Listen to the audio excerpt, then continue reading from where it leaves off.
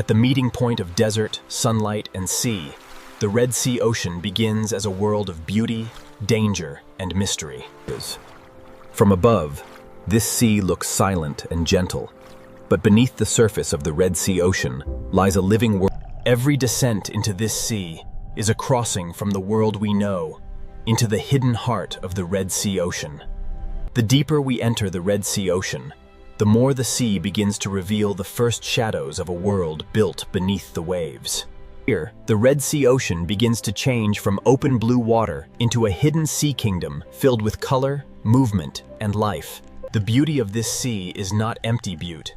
Every color in the Red Sea Ocean belongs to a living system struggling to survive. Even the sand beneath this sea carries the marks of the Red Sea Ocean, shaped by currents, tides, and the slow rhythm of time. At first, the Red Sea Ocean shows only wonder, but every opening in the reef is also a doorway into survival. Light is the first architect of this sea, shaping every color, every shadow, and every movement inside the Red Sea Ocean. In the Red Sea Ocean, beauty is built layer by layer, and this first coral garden is only the beginning of the seal's hidden story. Now the Red Sea Ocean begins to open before us, not as a silent blue space, but as a living sea city built by coral and time. Every narrow passage in this sea leads to another chamber of life, and every coral wall protects a fragile part of the Red Sea Ocean. The Red Sea Ocean is never truly still. Even in silence, the sea is filled with movement. Below the bright reef, the seafloor tells its own quiet story, written by currents, small creatures, and the endless patience of the ocean. From the sand to the coral, every layer of the Red Sea Ocean is connected, and each layer depends on the one beneath it. A single coral tower in this sea can become a home, a shelter, a hunting ground, and a landmark within the Red Sea Ocean. Around this living tower, the Red Sea Ocean shows its first great rule. Every creature must find its place. Above the reef, the sea becomes a moving sky, where schools of fish travel like clouds through the Red Sea Ocean. In the Red Sea Ocean, beauty and danger often move in the same water, separated only by distance, timing, and instinct. This first glimpse of the Red Sea Ocean has shown only the surface of its story, and ahead, the Coral Kingdom will reveal far more. As we move farther into the Red Sea Ocean, the reef begins to unfold like a living map beneath the sea. Every shelf, every crack, and every sandy path in this sea gives shelter to life within the Red Sea Ocean. The closer we move through this sea, the more the Red Sea Ocean reveals that beauty is also a system of hiding places. This wider reef shows the Red Sea Ocean at its most delicate, where thousands of lives depend on balance within the sea. The Red Sea Ocean teaches its lesson quietly. Beauty may fill the sea, but every creature must remain aware. As the fish return to their rhythm, the Red Sea Ocean invites us deeper into the reef, where the true complexity of the sea is waiting. The deeper we follow this movement, the more the Red Sea Ocean becomes a world of hidden roots beneath the sea. Inside this coral passage, the Red Sea Ocean begins to trade open brightness for shadow, depth, and quiet discovery. From above, this sea chamber shows how the Red Sea Ocean builds order from coral, sand, light, and instinct. Even the quiet center of this sea holds signs of movement, proof that the Red Sea Ocean is alive, even where it seems empty. The Red Sea Ocean always leads us from emptiness back to life, from silence back to the crowded pulse of the reef. As the light strengthens again, the Red Sea Ocean reveals its power to turn every reef corner into a new beginning. The Red Sea Ocean is beautiful because it is alive, but life in this sea also means caution, shelter, and constant awareness. This first chapter of the Red Sea Ocean is leading us toward the Coral Kingdom, where the sea's beauty, danger, and mystery begin to collide.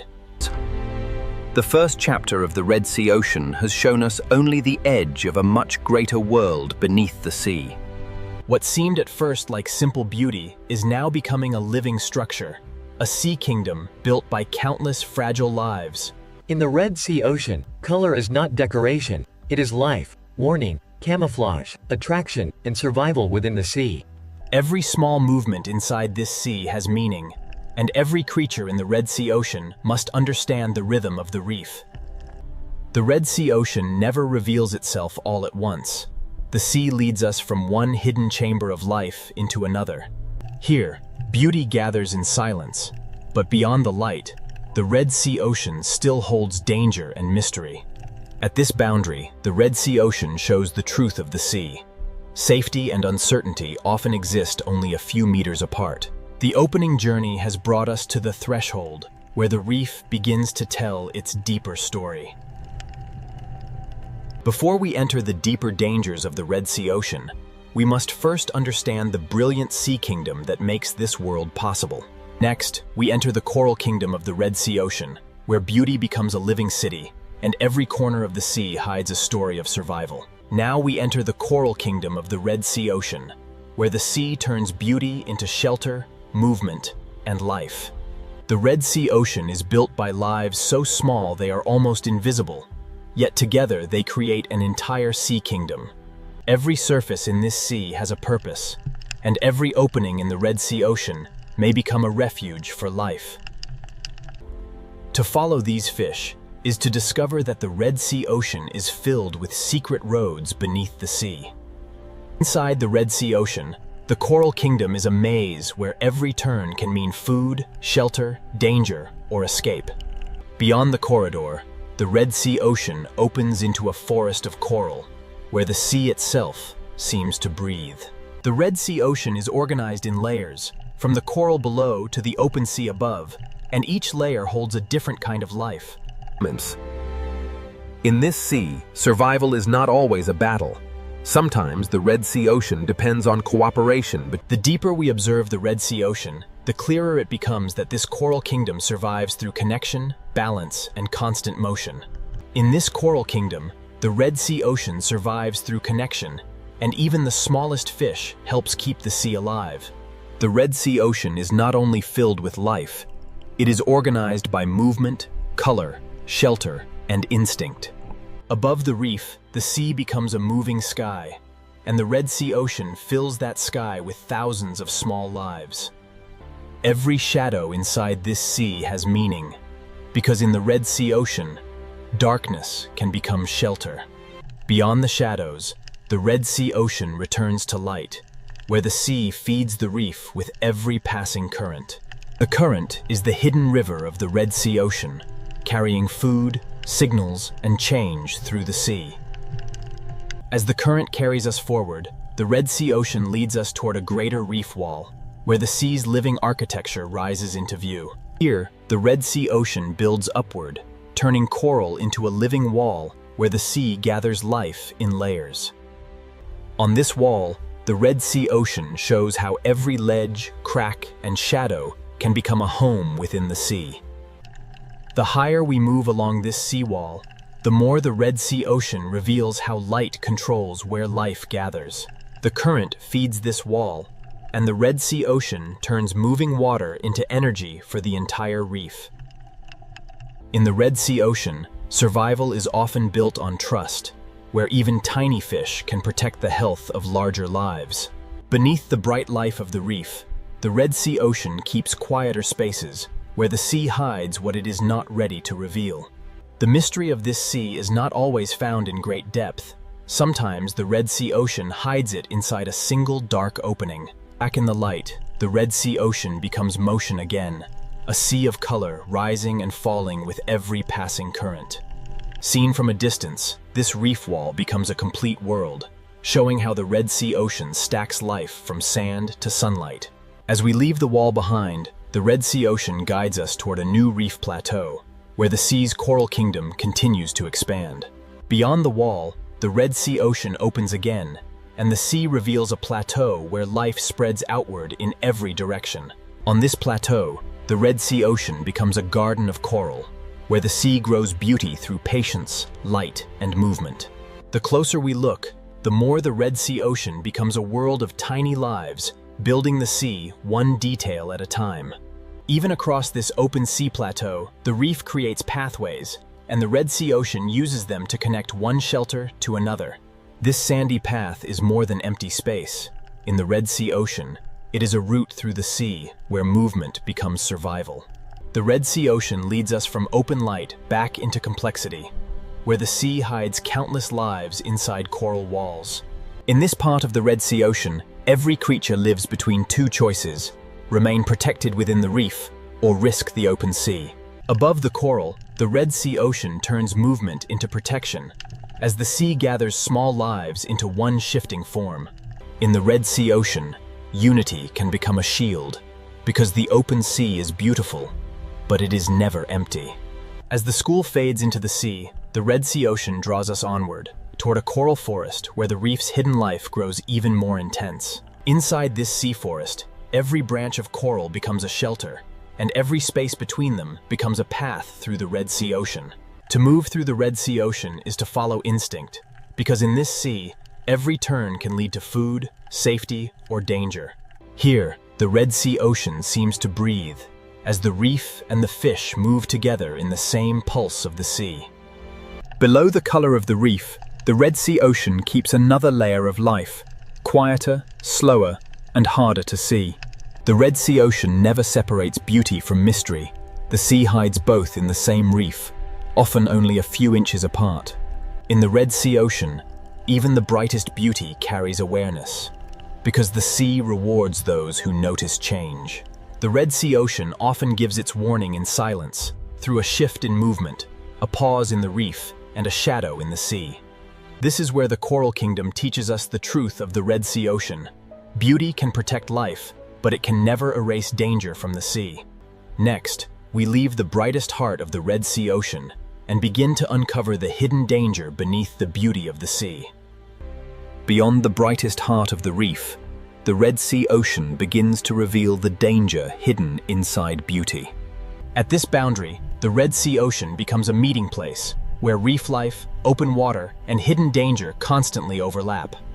As we descend along the reef slope, the Red Sea Ocean leads us into a darker zone where danger becomes harder to see. In this sea, danger does not always arrive with motion. Sometimes it begins with stillness. The reef reacts before the eye understands, because in the Red Sea Ocean, survival depends on sensing danger early. As the reef slope darkens, the Red Sea Ocean teaches us that danger is often hardest to see when the sea appears calm. In the Red Sea Ocean, some danger does not chase through the sea. It waits silently, hidden in plain sight. The Red Sea Ocean often hides its hunters beyond the frame, allowing only their shadow to speak for them. Here, the Red Sea Ocean turns invisibility into protection, and the sea allows danger to become part of the landscape. Here, danger wears beauty openly, and the Red Sea Ocean gives even its most dangerous creatures a hypnotic grace. After seeing what can hide on the seafloor, every shadow in the Red Sea Ocean begins to feel more alive. In the Red Sea Ocean, beauty can be a warning, and stillness can be more powerful than speed. The reef is not only a shelter. In the Red Sea Ocean, it is also a place where danger can wait unseen. Not every hidden creature in this sea is a hunter. In the Red Sea Ocean, camouflage can also be the language of defense. Inside this shadowed space, the Red Sea Ocean reminds us that the reef has eyes, even where the light cannot reach. The Red Sea Ocean is filled with quiet transformations, where survival may depend on becoming part of the sea itself. Nothing here is wasted. Not a shadow, not a crack, not a pause. Everything in the Red Sea Ocean can become part of survival. Every creature in the Red Sea Ocean reads the sea around it, measuring distance, movement, and the intentions of others. In the Red Sea Ocean, danger is not always an event. Often, it is a pattern of respect written into the movement of the sea. We have seen danger inside the reef, but the Red Sea Ocean holds another kind of danger in the open sea beyond. When the fish gather tightly again, the Red Sea Ocean signals that something in the sea has changed. Beyond the reef, the Red Sea Ocean becomes a different world, where the safety of coral gives way to the uncertainty of open sea. In the open sea, there are fewer places to hide, and every movement in the Red Sea Ocean must be measured with care. Now the Red Sea Ocean draws us toward a greater danger, where the open sea holds shapes that move with power, distance, and silence. For small fish in the Red Sea Ocean, the open sea offers space, but space also means risk. In the Red Sea Ocean, the open sea can turn silent in an instant, and that silence is often the first sign of power nearby. The Red Sea Ocean does not need violence to reveal danger. Sometimes distance alone is enough to change the behavior of the sea. The Red Sea Ocean gives warning through motion, and when a school tightens, the sea itself seems to hold its breath. A great hunter in the Red Sea Ocean moves like part of the sea itself, quiet, patient, and almost impossible to ignore. In this sea, a hunter does not need to rush. The Red Sea Ocean often gives power to patience. The Red Sea Ocean is not always violent, but the possibility of danger shapes every choice made in the sea. In the Red Sea Ocean, survival is often not about escape at the last moment, but about knowing when to return to shelter. After every journey into open water, the Red Sea Ocean draws small lives back toward the protection of the reef. The reef becomes a fortress in the Red Sea Ocean, a place where small lives survive by knowing every hidden passage of the sea. Inside these coral passages, the Red Sea Ocean changes from open danger into hidden strategy, where the sea rewards those who know the maze. The reef may offer shelter, but in the Red Sea Ocean, the edge of safety is never far from the unknown. Even after leaving the open sea, danger remains. In the Red Sea Ocean, the reef can hide what the eye almost misses. The Red Sea Ocean is full of hidden warnings, and sometimes the most dangerous shape in the sea is the one that looks like stone. As we rise again through the reef, the Red Sea Ocean reminds us that danger and beauty are never separate. They trade places with every turn of the sea. The Red Sea Ocean has shown us danger in the open sea and danger inside the reef, but its deepest warnings still lie ahead. The Red Sea Ocean has shown danger in the open sea and danger inside the reef, but the deepest warnings often arrive at the edge of the reef. The Red Sea Ocean becomes a border between color and shadow, between shelter and the deep sea beyond. Below the bright reef, the Red Sea Ocean descends into a world where shapes become shadows and danger becomes harder to read. The Red Sea Ocean changes with depth, and every meter downward takes the sea farther from brightness and closer to mystery. In the Red Sea Ocean, survival is written into small decisions: when to move, when to hide, and when to vanish into the sea. Here, danger is not a moment. In the Red Sea Ocean, danger is the endless presence of the unknown sea around every living thing. The farther we drift from the sunlit reef, the more the Red Sea Ocean begins to trade beauty for silence, depth, and uncertainty. This is where the Red Sea Ocean reveals its true nature: beauty behind us, danger around us, and mystery waiting below. Now the Red Sea Ocean begins to lead us away from the reef and into the deep blue mystery, where light slowly disappears. Next, we descend into the deep blue mystery of the Red Sea Ocean, where the sea grows darker, quiet. Now we enter the deep blue mystery of the Red Sea Ocean, where the sea grows darker, quieter, and less familiar with every descent. Above us, light still belongs to the reef, but below us, the Red Sea Ocean begins to belong to shadow. The Red Sea Ocean is not only reefs and color. Beneath the beauty, the sea drops into walls, canyons, and hidden depths. Along this wall, the Red Sea Ocean becomes a border between solid stone and endless water, between what can be seen and what remains unknown. In the deeper Red Sea Ocean, life becomes quieter, slower, and harder to find, but it never truly disappears from the sea. The deeper we travel, the more the Red Sea Ocean offers doorways into places where light can barely follow. Some places in the Red Sea Ocean do not reveal themselves at once. The sea asks for patience before it allows us closer. At this threshold, the Red Sea Ocean becomes a mystery within a mystery, a hidden room inside the deep sea. Inside this hidden passage, the Red Sea Ocean changes again, from wide blue depth into a narrow world shaped by stone, silence, and darkness. Here, where sunlight weakens, the Red Sea Ocean begins to whisper another story, one written in darkness. Here, inside the deeper Red Sea Ocean, light no longer rules the sea. It survives only in fragments. In this sea, even the smallest light becomes a signal, a warning, or a fragile sign of life in the dark. The deeper this passage leads, the more the Red Sea Ocean becomes a place of silence, adaptation, and hidden endurance. Inside the Red Sea Ocean, even darkness has direction, guiding life through hidden corridors carved by time and water. In places like this, the Red Sea Ocean becomes a refuge, where life survives by slowing down and staying close to stone. Every layer of the Red Sea Ocean is connected, and survival in this sea depends on forces moving quietly between darkness and light. The deep sea gives to the reef in ways that are almost unseen, and the Red Sea Ocean depends on this hidden movement to keep life alive. As light returns, the Red Sea Ocean reveals that survival is not sudden.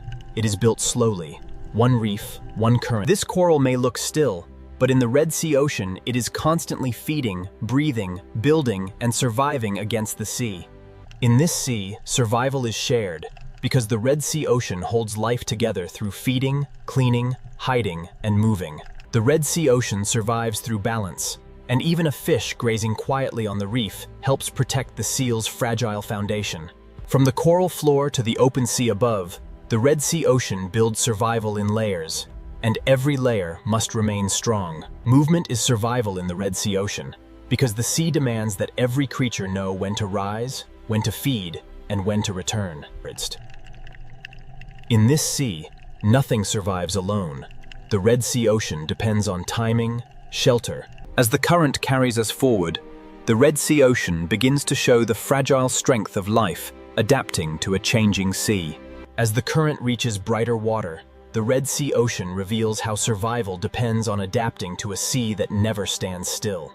The reef may appear strong, but in the Red Sea Ocean, even the brightest coral survives only when the sea remains in balance. In this sea, survival is not always dramatic. The Red Sea Ocean often tests life through space, shelter, and quiet competition. For a small fish in the Red Sea Ocean, survival can be measured in seconds, in distance, and in the safety of the next coral opening. The Red Sea Ocean is a world of constant choices, where every creature must read the sea before it moves. To feed, life must leave shelter, and in the Red Sea Ocean, every meal comes with a measure of risk. In this ocean, timing is everything, because the Red Sea gives life only brief moments to feed before the sea asks it to return. The reef protects life, but life must also protect the reef, and this is the fragile agreement at the heart of the Red Sea Ocean. In the Red Sea Ocean, survival is not carried by one creature alone. It is shared across the entire sea. This living reef is beautiful, but its strength is fragile, and the Red Sea Ocean survives only by holding many forces in balance. In the Red Sea Ocean, warmth gives life energy, but too much change can turn strength into fragility. The current is more than movement. In the Red Sea Ocean, it is the sea's way of delivering life to the reef. In this sea, survival often means choosing the right place to wait, where food arrives but danger stays at a distance. The Red Sea Ocean is never completely still, and every creature here must learn to use the sea's force without being carried away by it. Even in a sea of movement, life needs shelter, and the Red Sea Ocean offers calm pockets where fragile creatures can recover. In these protected corners, the Red Sea Ocean gives young life a chance, but even here, survival remains uncertain. From the beginning, life in the Red Sea Ocean must learn the language of shadow, shelter, and sudden silence. The danger passes, the current continues, and the Red Sea Ocean returns to the endless rhythm that holds the reef together. Abundance in the Red Sea Ocean is not guaranteed. It is created every moment by balance between current, coral, fish, and light. The Red Sea Ocean is strong because it is connected, yet fragile, because every connection must keep working for the sea to survive. The Red Sea Ocean survives because every part of the sea is linked, from the smallest shelter to the widest current. In this sea, the current is not background motion. It is the quiet force that carries food, oxygen, and survival through the Red Sea Ocean. The Red Sea Ocean offers life, but it also tests life, because every safe space in the sea has value. In the Red Sea Ocean, the reef protects countless lives. But the reef itself must also be protected by the behavior of the sea.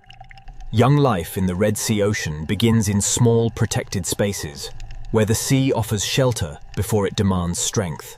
From the first days of life, the Red Sea Ocean teaches every creature to read the sea through light, shadow, and movement. The Red Sea Ocean is a chain of survival, and every link in the sea depends on another link staying strong. In the Red Sea Ocean, light gives energy, but life must also know when to seek shade, rest, and protection within the sea. Rest is also survival in the Red Sea Ocean, because the sea rewards those that save energy for the moment they truly need it. The Red Sea Ocean is powerful because life adapts, but it remains fragile because every adaptation depends on balance within the sea.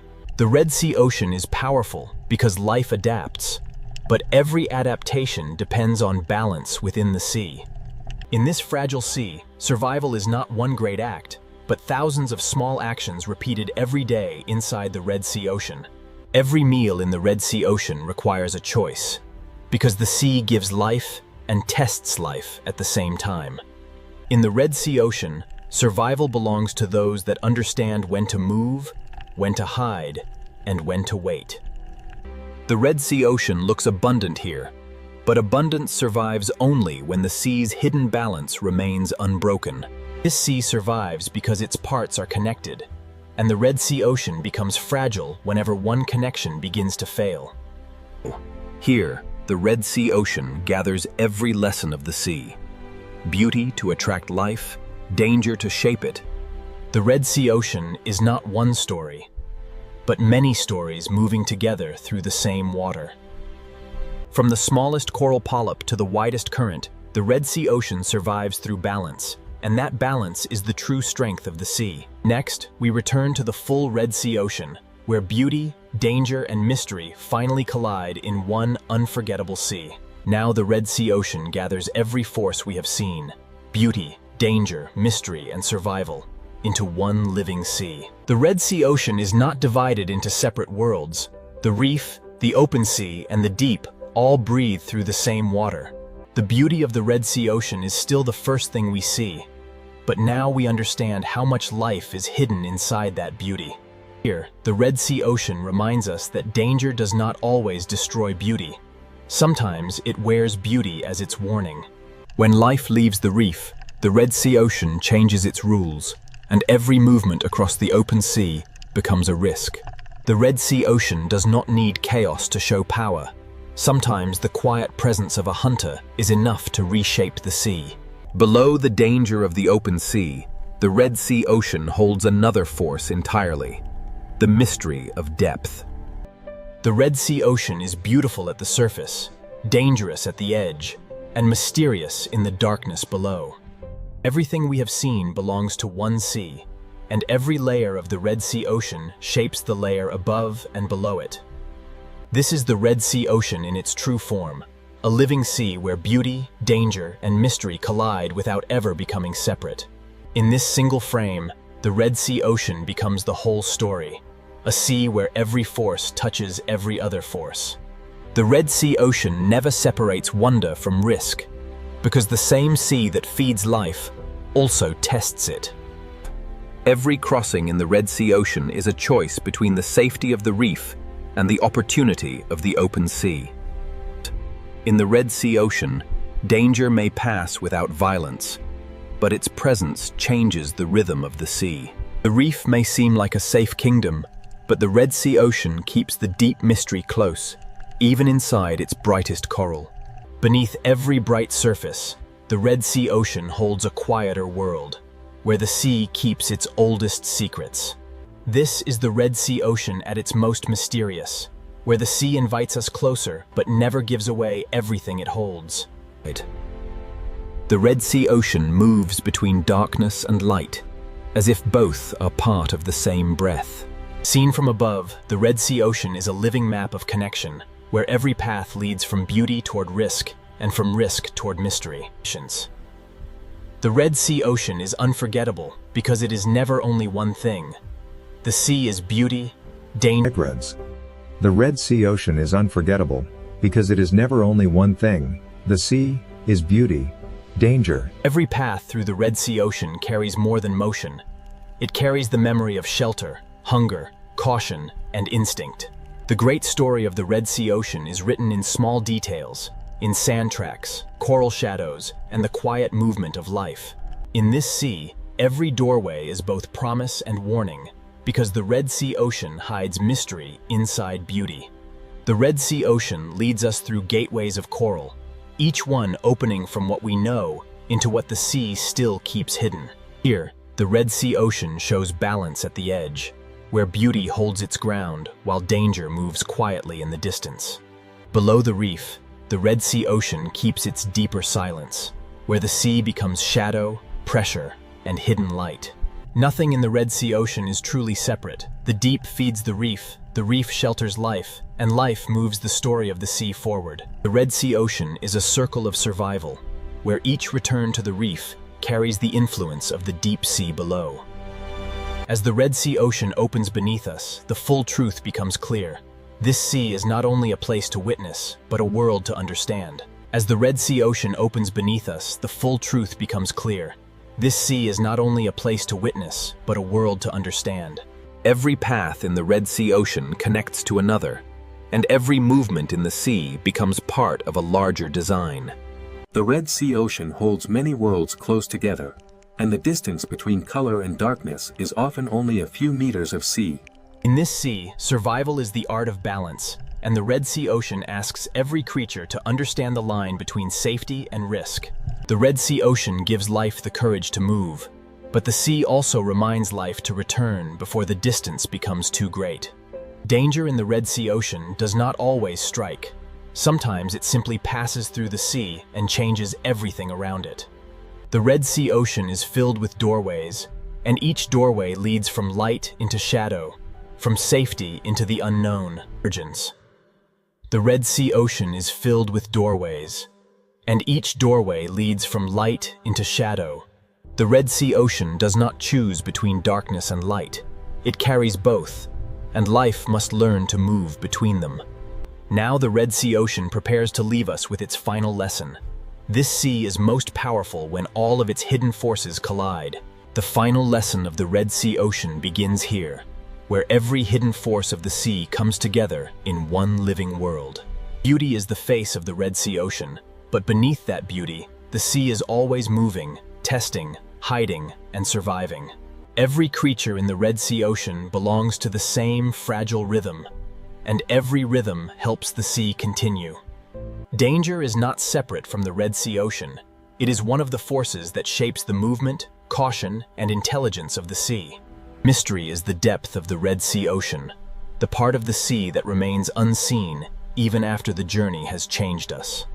From darkness to color, from depth to reef, the Red Sea Ocean shows that every layer of the sea belongs to the same story. This is why the Red Sea Ocean is unforgettable, because it does not offer one truth, but many truths moving together beneath the sea.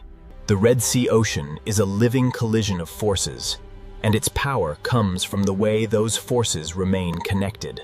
As we rise from the reef, the Red Sea Ocean remains below us, still alive, still dangerous, still beautiful, and still filled with mystery. The journey ends here, but the Red Sea Ocean continues, where beauty, danger, and mystery collide beneath the endless sea. This hidden chamber shows another face of the Red Sea Ocean. Not bright, not crowded, but ancient. In the deep Red Sea Ocean, mystery is not only what hides in darkness, but how life continues where almost nothing seems possible. Every hidden room in the Red Sea Ocean seems to lead to another, as if the sea itself is built from secrets. The path ahead sinks lower, and the Red Sea Ocean draws us farther from light, farther from color, and deeper into the unknown sea. At the end of this hidden passage, the Red Sea Ocean opens again, but now the sea ahead is darker, wider, and far more mysterious. Beyond the hidden cave, the Red Sea Ocean opens into a deeper world, where the sea becomes wider, darker, and far less familiar. Here, the Red Sea Ocean no longer feels like a reef. It feels like a silent sky beneath the sea. The Red Sea Ocean may appear empty in the deep, but the sea is never truly empty. life simply becomes harder to find. Down here, the Red Sea Ocean is shaped by pressure, darkness, and the slow endurance of life against stone.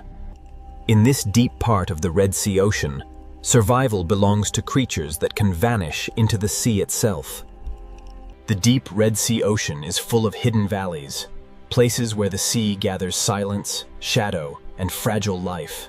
This valley is another corridor of the Red Sea Ocean, not carved for us, but shaped by the sea over time beyond human memory. The farther we move through this sea valley, the more the Red Sea Ocean seems to leave the surface world behind. Where sunlight cannot reach, the Red Sea Ocean creates its own language of light, faint, brief, and mysterious.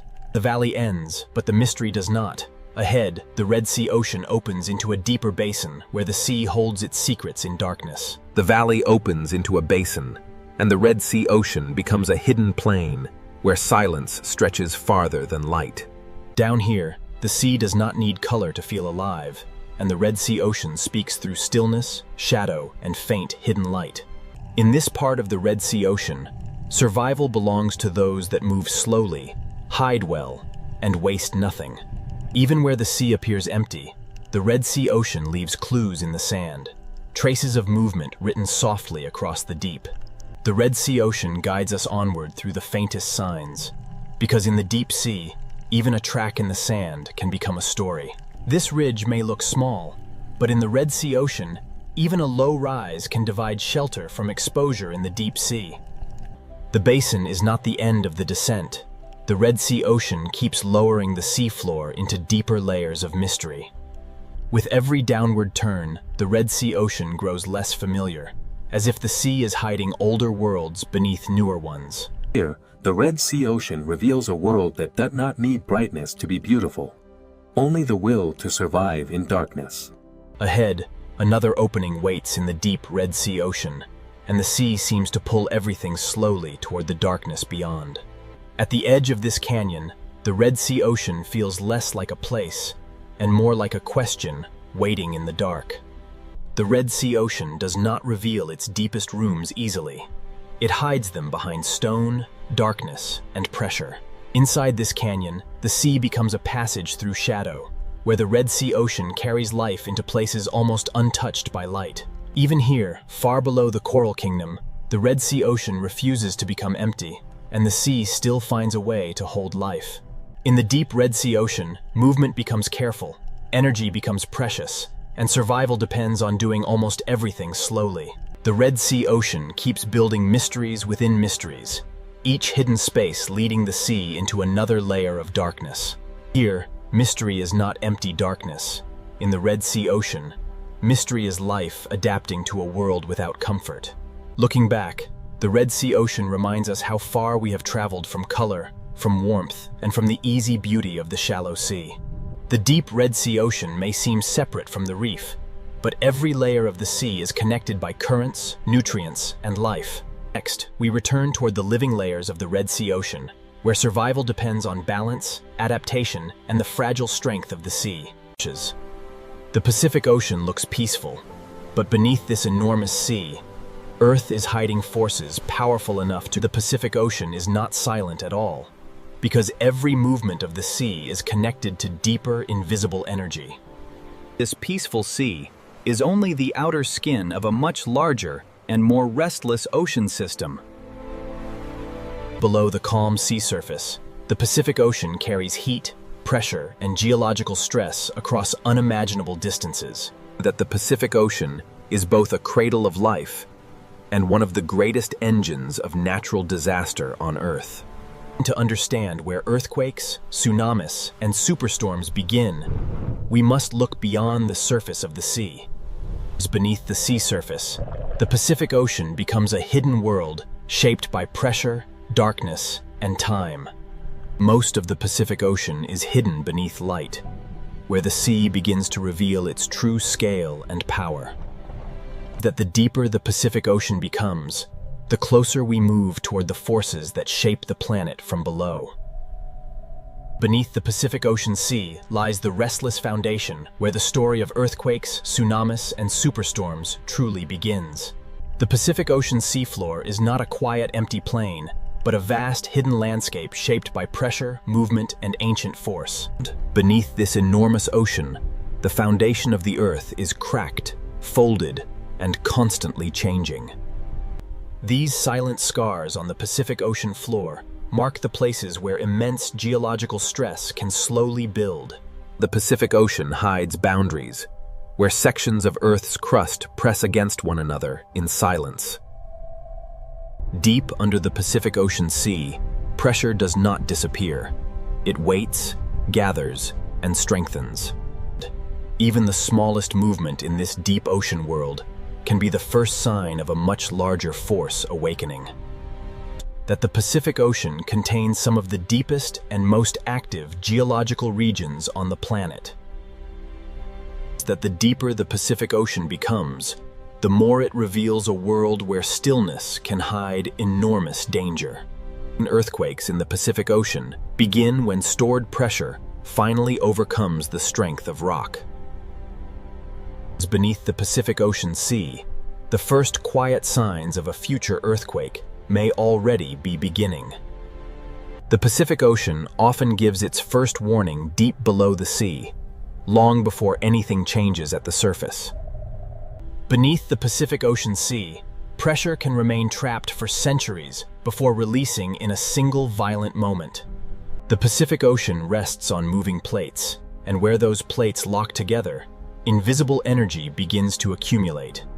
This deep-sea silence is deceptive, because the Pacific Ocean floor is slowly storing the force that can shake entire coastlines. When rock beneath the Pacific Ocean can no longer hold against pressure, the stored energy begins to search for release. Trenches beneath the Pacific Ocean mark places where one plate may be forced beneath another, creating some of Earth's most powerful seismic zones. In the Pacific Ocean, the greatest disasters often begin with movements so deep that the surface sea remains unaware. Every layer of rock beneath the Pacific Ocean carries a record of collisions, ruptures, and pressure built over geological time. An earthquake beneath the Pacific Ocean does not begin as a single image, but as a chain of stress, resistance, and sudden release. Beneath the Pacific Ocean Sea, calm is never proof of safety, because the next movement may begin without warning. The Pacific Ocean can return to silence, even when the forces beneath the sea have not disappeared.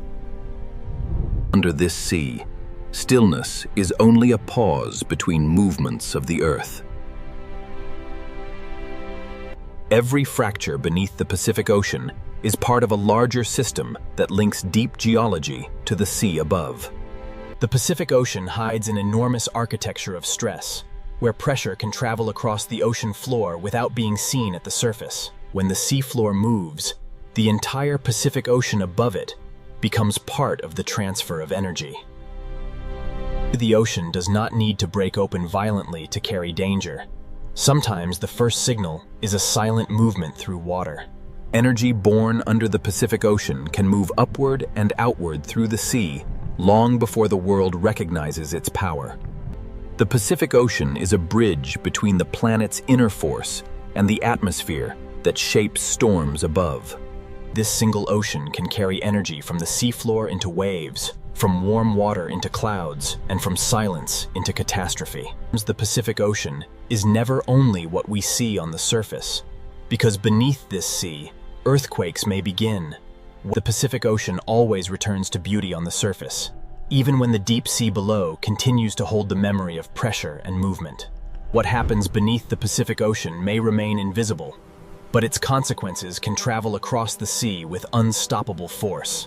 The Pacific Ocean is connected from its deepest trenches to its highest storm clouds. Beneath this sea, the earth can shake. Above this sea, storms can grow. And across this sea, the Pacific Ocean is not one story, but many forces moving together beneath one endless surface. Every calm ocean scene in the Pacific carries the possibility of sudden transformation.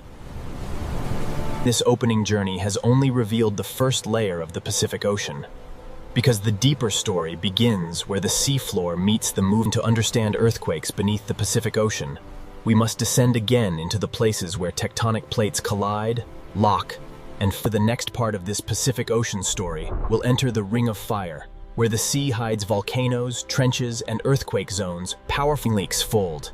The Pacific Ocean is the silent giant of Earth, and beneath this vast sea begins the path toward earthquake. Beneath the Pacific Ocean Sea lies the Ring of Fire, a vast hidden boundary where the planet's crust is restless.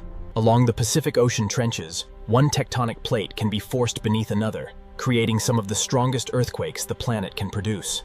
The Ring of Fire beneath the Pacific Ocean Sea is where pressure gathers, rocks resist, and the first hidden steps toward earthquake begin. Inside the Pacific Ocean Sea, the Ring of Fire is not a single place, but a vast chain of hidden collision zones wrapped around the ocean basin. These layers beneath the Pacific Ocean were shaped by millions of years of pressure, collision, eruption, and slow tectonic movement. Where tectonic plates meet beneath the Pacific Ocean Sea, the rock does not slide smoothly. It locks, bends, and stores force. This hidden resistance beneath the Pacific Ocean is what allows earthquake energy to build quietly over time. The Ring of Fire beneath the Pacific Ocean is a place where the surface of the planet is constantly being recycled, crushed, and reborn. Volcanoes beneath the Pacific Ocean reveal how closely fire and water exist together in this hidden world. Heat escaping from beneath the Pacific Ocean is another sign that the Earth below this sea is still intensely active. Beneath the Pacific Ocean Sea, tectonic plates do not move freely. They grind, resist, and lock against each other. When one plate is forced beneath another under the Pacific Ocean, the rock can bend under impossible pressure without breaking immediately. This bending beneath the Pacific Ocean stores energy slowly, silently, and relentlessly. That each tiny fracture beneath the Pacific Ocean Sea is a warning that the locked boundary is approaching its limit. The Ring of Fire beneath the Pacific Ocean is a chain reaction of pressure moving through rock, water, and time. Before a major earthquake beneath the Pacific Ocean, the seafloor may show only quiet signs of pressure seeking escape. When the locked plates beneath the Pacific Ocean finally slip, the release can shake the seabed with extraordinary force. This is the hidden moment when the Pacific Ocean begins to transform stored pressure into seismic motion. Even before the largest movement arrives, the Pacific Ocean floor can begin to ripple with warnings written in sand, stone, and pressure. Beneath the Pacific Ocean Sea, the Ring of Fire is now fully awake, and the next movement may be the first true step toward an earthquake. Beneath the Pacific Ocean Sea, pressure does not always release at once. It first announces itself through subtle motion in rock, sand, and water. That this locked boundary under the Pacific Ocean has held back immense force. But every tremor means the balance is weakening. When seismic pressure starts to move beneath the Pacific Ocean Sea, the first disturbance may travel through stone before it travels through water. Along the Pacific Ocean Ring of Fire, trenches mark the places where the planet folds its crust downward and stores dangerous energy. That beneath the Pacific Ocean Sea, even a small upward movement of the ocean floor can become the beginning of a much larger event. The Pacific Ocean hides the moment when pressure becomes motion, and motion becomes the first language of an earthquake. That under this vast sea, the Earth can hold still for centuries, then move in seconds with enough force to disturb the entire ocean above. An earthquake beneath the Pacific Ocean is not only a movement of rock, it is the beginning of an energy transfer into the sea itself. Beneath the Pacific Ocean Sea, the Ring of Fire has moved from silent pressure into active strain, and the final rupture is now close. Beneath the Pacific Ocean Sea, the Ring of Fire has reached the moment when stored pressure can no longer remain hidden. An earthquake beneath the Pacific Ocean begins when locked rock finally gives way. When the Pacific Ocean floor shifts suddenly, the movement is not only local, it becomes energy transferred into the sea above. That this vertical movement beneath the Pacific Ocean is one of the critical forces that can disturb an enormous mass of water. The sea itself does not create the first force. The Pacific Ocean receives that force from the sudden motion of the Earth below. Deep under the Pacific Ocean, an earthquake is not the end of the story. but the beginning of a new motion through the sea. The terrifying truth of the Pacific Ocean is that disaster can begin deep below, while the surface remains almost unchanged. This contrast is what makes the Pacific Ocean so dangerous. A peaceful surface can conceal a violent transformation underneath. Once the Pacific Ocean floor has moved, the next question is whether that movement has pushed enough water to form a tsunami. Beneath the Pacific Ocean, the Ring of Fire has released its first great force, and in the next chapter, the sea itself will show how an earthquake can become a tsunami. When the Pacific Ocean floor shifts, the sea above it may become the next carrier of Earth's power. A tsunami does not begin as a towering wave, but as energy moving quietly through the ocean. In the open Pacific Ocean, tsunami energy can travel across enormous distances while barely changing the surface.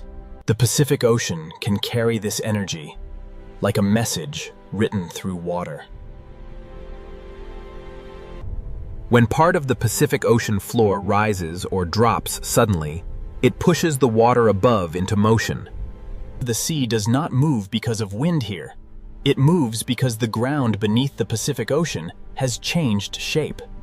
The size of the displaced seafloor helps determine how much water the Pacific Ocean will set in motion. In deep water, tsunami waves are often long, fast, and low, hiding their strength across the vast Pacific Ocean. This is what makes the Pacific Ocean so deceptive. The first stage of a tsunami may pass beneath a calm-looking sea. The tsunami has begun, not as destruction, but as silent energy racing across the Pacific Ocean. Across the deep Pacific Ocean, the first stage of a tsunami may be almost invisible to the eye.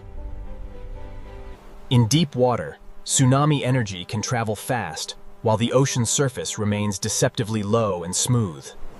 The Pacific Ocean can carry a tsunami across thousands of kilometers before the wave begins to rise. The deeper the ocean, the more efficiently the Pacific Ocean allows this energy to move. A tsunami is not simply a surface wave, but a movement involving a vast depth of water. Unlike ordinary wind waves, tsunami energy reaches deep into the Pacific Ocean. The Pacific Ocean transforms the earthquake's sudden force into a traveling pulse of water. The Pacific Ocean can hide great danger inside motion, too broad and low to appear threatening. Only when this energy approaches shallower water will the Pacific Ocean begin to reveal its true power. The Pacific Ocean is carrying the wave toward shallower ground, where silence will begin to turn into height. The Pacific Ocean is now carrying the hidden force away from deep water and toward the place where the wave will begin to change. As the Pacific Ocean becomes shallower, the energy has less space to remain hidden. When tsunami energy reaches shallower parts of the Pacific Ocean, the wave begins to slow down. The wave loses speed, but it does not lose energy. The Pacific Ocean begins converting hidden horizontal motion into visible height. This is the transformation stage, when the Pacific Ocean begins to reveal the force that had been hidden across deep water. The shallower the Pacific Ocean becomes, the more the wave is forced upward. Below the surface, the Pacific Ocean is already moving with dangerous strength. A tsunami becomes most dangerous when the Pacific Ocean forces deep energy into shallow form. The Pacific Ocean has begun turning silent energy into a visible wall of water. The Pacific Ocean has now forced hidden deep water energy into a visible wave approaching shallow ground. Before the great surge arrives, the Pacific Ocean may first reveal its warning by withdrawing from the coast. This sudden retreat is not calm, but water being pulled into the growing force of the tsunami. The Pacific Ocean is now compressing motion, depth, and distance into a single advancing surge. A tsunami is powerful not only because of its height, but because an enormous volume of Pacific Ocean water is moving behind it.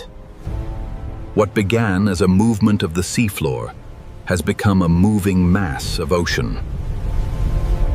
Below the surface, the Pacific Ocean tsunami is not a simple wave, but a deep, moving body of water.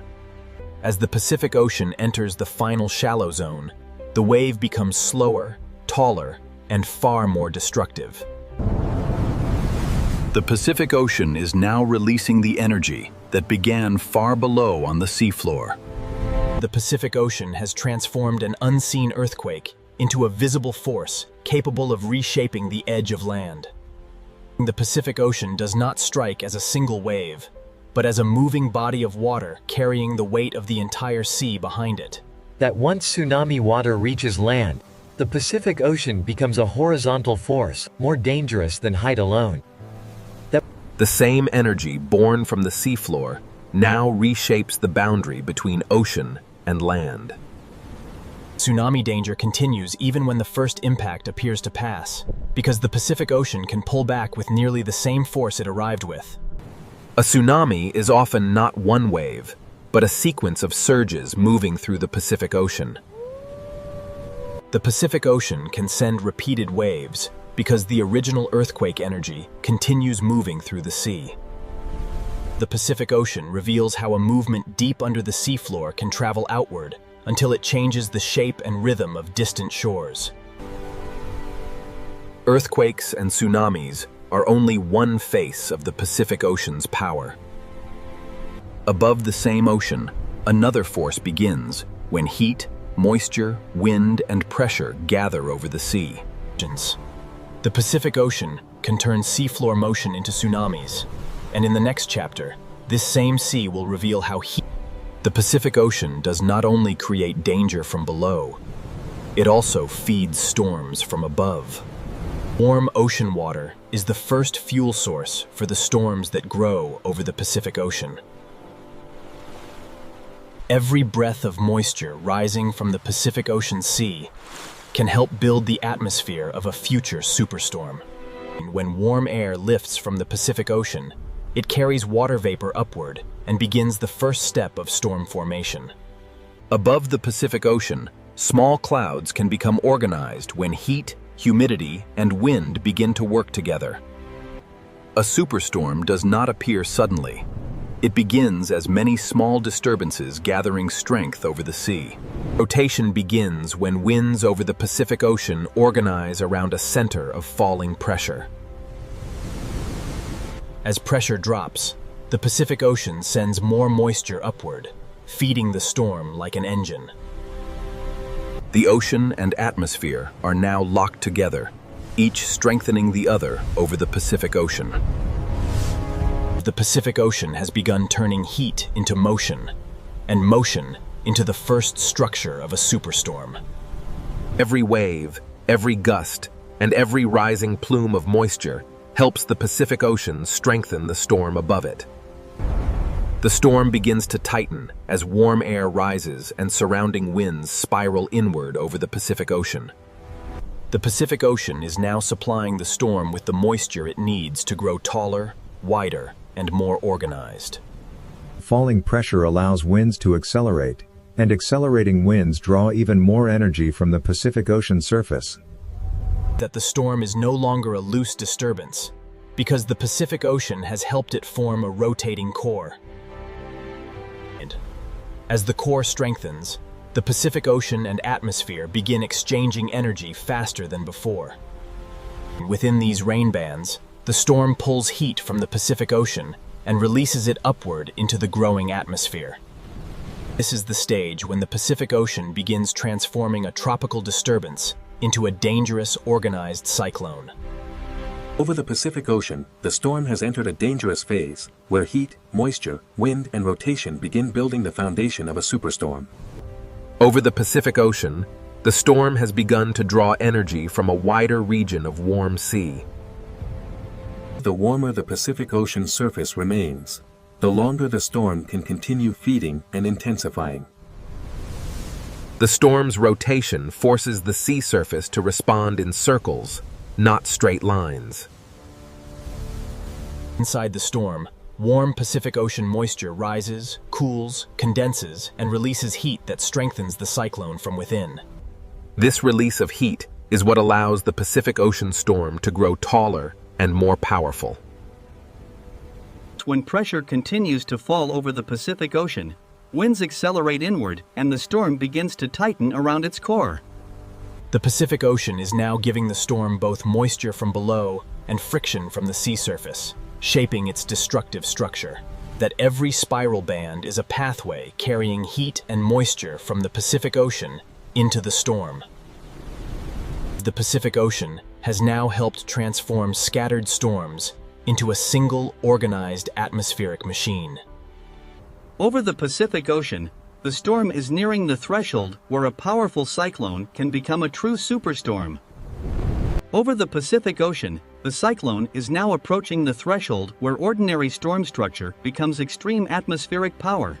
The Pacific Ocean continues feeding the storm from below, sending heat and moisture upward faster than the atmosphere can release it. The stronger the winds become, the more violently the Pacific Ocean transfers energy back into the storm. The more violently the Pacific Ocean transfers energy back into the storm. Inside these cloud towers, the Pacific Ocean releases Symmetry is a sign that the Pacific Ocean storm is concentrating its energy around a powerful core. The eye wall is where some of the most violent winds over the Pacific Ocean begin to concentrate. At this stage, the Pacific Ocean is no longer just beneath the storm. It has become part of the storm's engine. When wind, pressure, and warm sea surface align over the Pacific Ocean, the storm can intensify with terrifying speed. The Pacific Ocean has now helped build a storm powerful enough to organize around a central eye. That over the Pacific Ocean, the superstorm has found its center, and once the eye becomes stable, the storm can reach its most dangerous form. Over the Pacific Ocean, the storm has now entered its most organized and dangerous stage. The eye may look peaceful, but around it, the Pacific Ocean is feeding the storm's strongest winds. The eye wall is the place where heat from the Pacific Ocean becomes violent atmospheric motion. Beneath the storm, the Pacific Ocean is no longer calm water.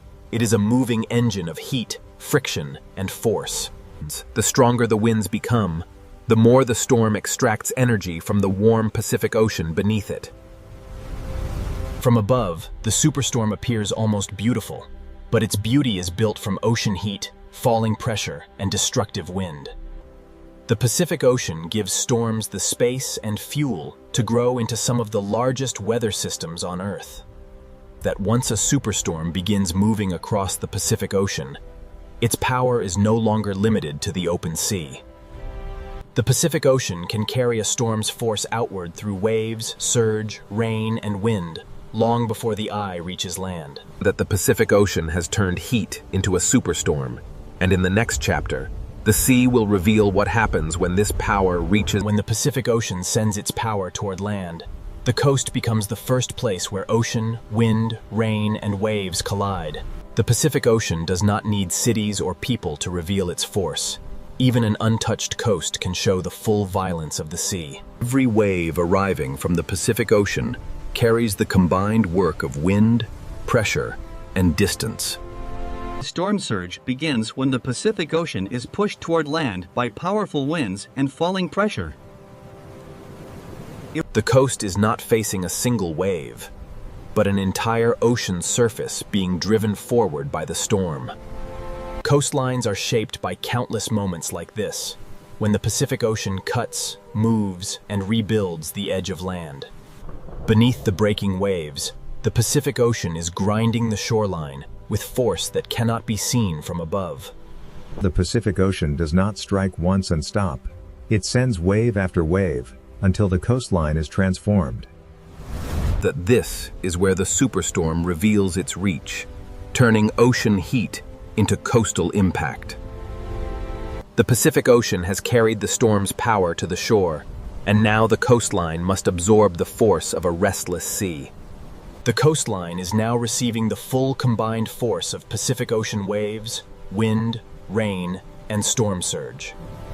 Every impact from the Pacific Ocean removes sand, loosens stone, and changes the shape of the shore. Cliffs may look permanent, but the Pacific Ocean carves them through countless storms, impacts, and returning tides. During a powerful storm, the sea does not simply touch the coast. The Pacific Ocean enters every weak point it can find. The force of the Pacific Ocean becomes even stronger when it is compressed into confined coastal spaces. The storm continues to send new waves across the Pacific Ocean faster than the coastline can recover. Storm surge is not a single dramatic moment, but a repeated rise of the Pacific Ocean over the land's edge. That the Pacific Ocean changes coastlines by repetition, not only by one catastrophic strike. After each wave, the shore is slightly different, because the Pacific Ocean removes, deposits, and rearranges everything it touches. The Pacific Ocean is not only attacking the coastline in this moment, it is rewriting the boundary between land and sea. The Pacific Ocean does not only arrive with force, it remains long enough to reshape everything fragile along the coast. Every channel carved by the Pacific Ocean becomes a temporary river of storm water flowing across the coast. Storm surge allows the Pacific Ocean to move beyond its normal edge and temporarily occupy the land. During a major storm, the Pacific Ocean can divide the coastline into shifting zones of impact, retreat, erosion, and return. Natural coastal wetlands can absorb part of the Pacific Ocean's force, but even they bend under repeated storm surge. These living edges can slow the sea, but they cannot stop the Pacific Ocean when a superstorm pushes water relentlessly inland. The coastline is not a fixed line during a storm. It becomes a changing zone where the Pacific Ocean and land overlap. Each new wave from the Pacific Ocean arrives over a coastline already altered by the waves before it. The Pacific Ocean becomes most effective at reshaping land when surge, waves, runoff, and retreating currents work together. The Pacific Ocean has turned the coast into a living record of impact, where every wave leaves evidence of the storm's power. Every mark left by the Pacific Ocean is evidence of energy traveling from deep water to fragile land. Storm surge turns the meeting point between land and sea into a moving frontier. On a storm coast, the Pacific Ocean moves in both directions at once, pushing inland and pulling the shoreline back toward the sea. That erosion is often created by this repealed exchange, as the Pacific Ocean removes material with each retreat and returns with new force. This is how the Pacific Ocean amplifies its own impact, using earlier damage to carry later waves farther inland. Below the surface, the Pacific Ocean is grinding, lifting, sorting, and carrying pieces of the coast with every pulse. The Pacific Ocean leaves behind patterns that show where water climbed, where currents turned, and where the land gave way. The Pacific Ocean is both destroyer and sculptor, breaking the coast apart while shaping the next version of the shoreline. The Pacific Ocean is both destroyer and sculptor, breaking the coast apart while shaping the next version of the shoreline. Every retreating flow carries pieces of the coastline back into the Pacific Ocean. Cliffs resist the Pacific Ocean for centuries, yet every storm removes another invisible layer. After the strongest impact, the Pacific Ocean continues working through smaller movements that still alter the land. Natural coastlines recover slowly, but the Pacific Ocean always leaves behind evidence of where its power reached. That the coastline records the storm in patterns, showing where the Pacific Ocean pushed hardest and where the land yielded. Even as the storm begins to pass, the Pacific Ocean remains restless, carrying leftover surge, swell, and turbulence across the coast. The Pacific Ocean can appear to calm quickly, But the energy of a storm continues moving through waves long after the sky begins to clear. The Pacific Ocean does not separate earthquakes, tsunamis, storms, and coastlines. It connects them through one vast moving system. Terrestrials. The Pacific Ocean has shown its force at the coast, and in the final chapter, the story will return to the open sea to the Pacific Ocean never truly stops, even after earthquakes, tsunamis, and superstorms have passed. From above, the Pacific Ocean may look calm again, but calm is only one moment in a much larger cycle. The Pacific Ocean remembers every force through motion, through temperature, through currents, and through the endless rhythm of the sea. Beneath the surface, the Pacific Ocean continues to move in layers long after the sky begins to clear. The ocean's greatest movements are often hidden below what the eye can see. Storms pass across the surface, but the deep Pacific Ocean keeps moving with ancient patience. Below the sea, the same geological forces continue to press, bend, and store energy for the future. The Pacific Ocean is never finished with its story, because the earth beneath it is still alive. The same ocean basin that produces earthquakes and tsunamis also holds the deep structures that keep the planet changing. That the Pacific Ocean is not a place where disasters simply end, but a living system where every ending becomes the beginning of another movement. The Pacific Ocean is not a place where forces disappear, but a vast system where energy is stored, transferred, and renewed. Every layer of the Pacific Ocean connects the restless seafloor below with the changing sky above. Peace in the Pacific Ocean is never emptiness. It is the quiet movement of a planet still alive. That these currents carry heat, nutrients, and motion across the Pacific Ocean long after storms have vanished from the sky. The same Pacific Ocean that carries tsunami energy also carries the warmth that can feed future storms. The Pacific Ocean always holds two truths at once: beauty at the surface and power beneath.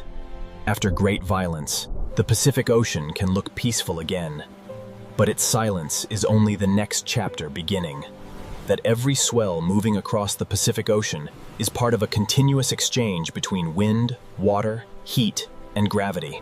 What appears to be empty ocean is actually a moving map of energy spread across the largest sea on Earth. The Pacific Ocean never truly rests, because beneath every calm wave, the planet continues to move. The Pacific Ocean never truly rests, because beneath every calm wave, the planet continues to move.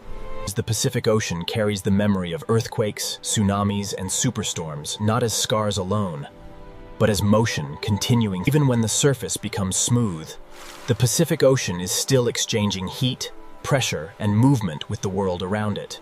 Below the surface, the Pacific Ocean continues its hidden circulation, carrying energy through layers the eye can barely understand. This layered movement connects the storm above, the wave across the surface, and the tectonic force waiting far below.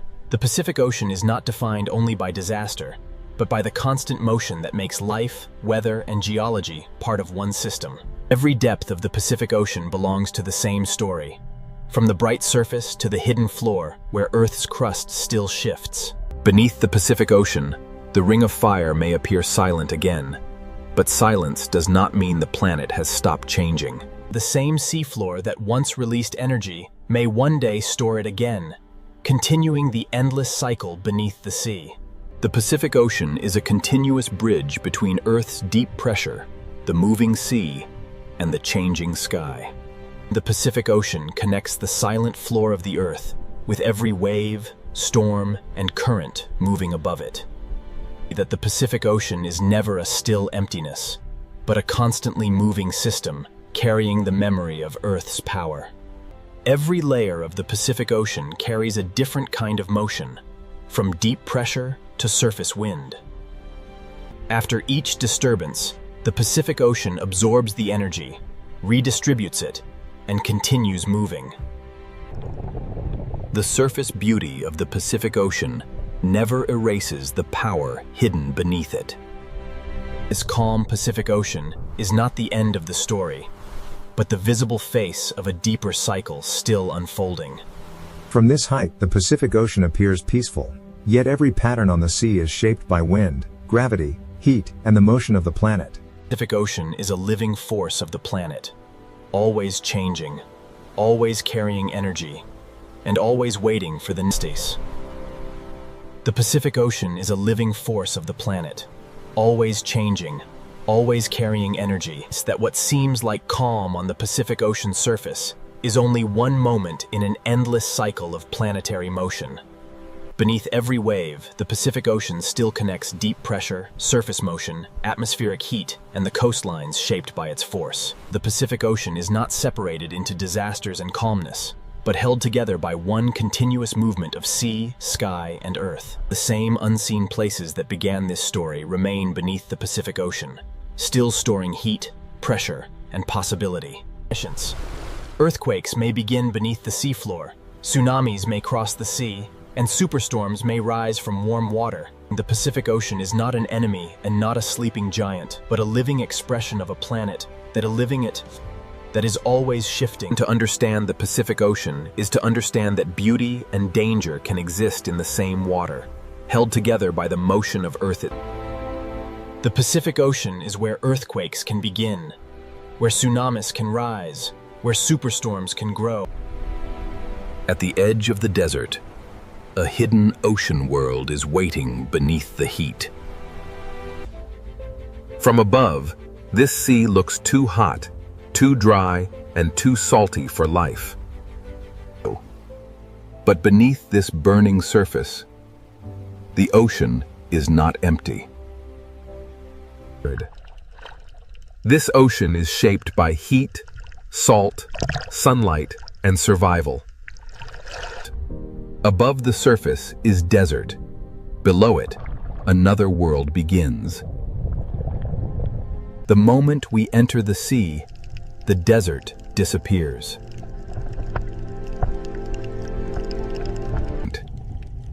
Here, the ocean becomes a city of color, shelter, and movement. Every corner of this sea gives life a place to hide, feed, and survive. In this ocean, survival often begins by moving together. This is the mystery of the Red Sea. How does life flourish in a hot and salty ocean? To answer that mystery, we must look closer at how this ocean builds life from hardship. The reef survives because each tiny organism plays a role in the ocean's larger design. In this ocean, survival begins with finding protection before danger arrives. The open ocean gives them space, but the reef gives them safety. Alone, each fish is fragile. Together, they become harder for the ocean's hunters to break. In this sea, every movement is a decision between feeding and being eaten. The reef is more than beauty. It is a fortress built by life itself. After every moment of danger, the ocean returns to its quiet rhythm. Some creatures survive this ocean not by strength, but through ancient partnerships. In the Red Sea, life survives because every small relationship strengthens the entire ocean world. A single partnership may seem small, but in this ocean, small connections hold the reef together. The reef is not one living thing, but thousands of lives woven through the sea.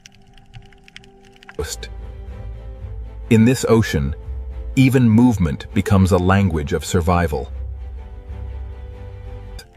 Where the open sea is dangerous, the smallest spaces become places of safety. In this ocean, survival is not only about strength, it is also about trust. Even in a harsh sea, cooperation can become a powerful survival strategy.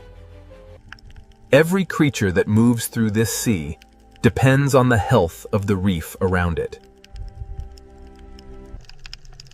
The ocean current delivers invisible meals to a world that never stops feeding. These tiny animals build the foundation of one of the most resilient ocean habitats on Earth. To understand how life survives in this sea, we must follow the reef from its smallest builders to its greatest challenges. Beyond the reef's beauty, the sea begins to test every life that depends on it. Here, the reef stands between safe shelter and the unknown sea. In this ocean, safety can vanish just a few meters from the reef. The sea brings food, but it also brings pressure that never stops. These corals may look fragile, but they are the architects of survival in this sea. Every mouthful in this ocean depends on a reef strong enough to endure heat and salt. When the sea becomes dangerous, darkness can become protection. Some hunters in this sea survive by waiting where the light cannot reach. In this ocean, survival often means knowing when not to move. The Red Sea is beautiful because it is alive. And it is alive because every creature has learned to survive. To survive here, life must understand both the shelter of the reef and the danger of the open sea. Ancient travelers crossed this ocean by instinct, moving through heat, salt, and shifting currents. For some creatures, survival means remembering roots the ocean has held for generations. Others survive this sea by disappearing into the world around them.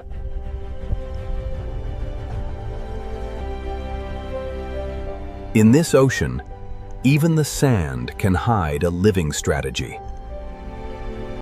Every part of this sea offers a different way to stay alive. Predators are not outsiders here. They are part of the balance that shapes the ocean. In this ocean, fear is not chaos. It is information that keeps life moving. The Red Sea is not simply beautiful. It is a test that every living thing must answer. To understand how life survives here, we must first understand the sea itself, its heat, its salt, and its unforgiving power. To understand life in this ocean, we must first understand the heat pressing down from above. This sea receives sunlight with almost no shadow to soften its power. Around this ocean, the land is dry, and fresh water is rare. With little river water entering the sea, salt remains behind. Every day, the sun pulls water upward, but the salt stays in the ocean. This is why the Red Sea becomes saltier than many other ocean waters. For marine life, this salt is not just a background, it is a constant challenge. In shallow water, heat and light can become as powerful as any predator. Here, even shade can be a survival tool.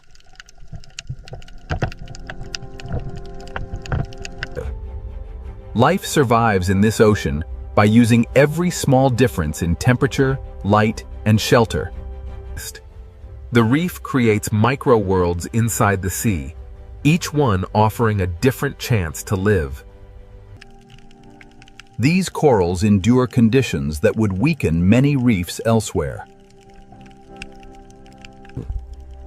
A reef begins with tiny animals that must balance salt, heat, and hunger. Even in clear water, the ocean carries invisible food through the reef. What looks like stone is actually a living structure fighting to remain alive. The reef changes the ocean around it, turning harsh water into habitat. Inside the reef, the sea becomes slower, safer, and easier to survive. Step beyond the shelter, and the ocean becomes demanding again.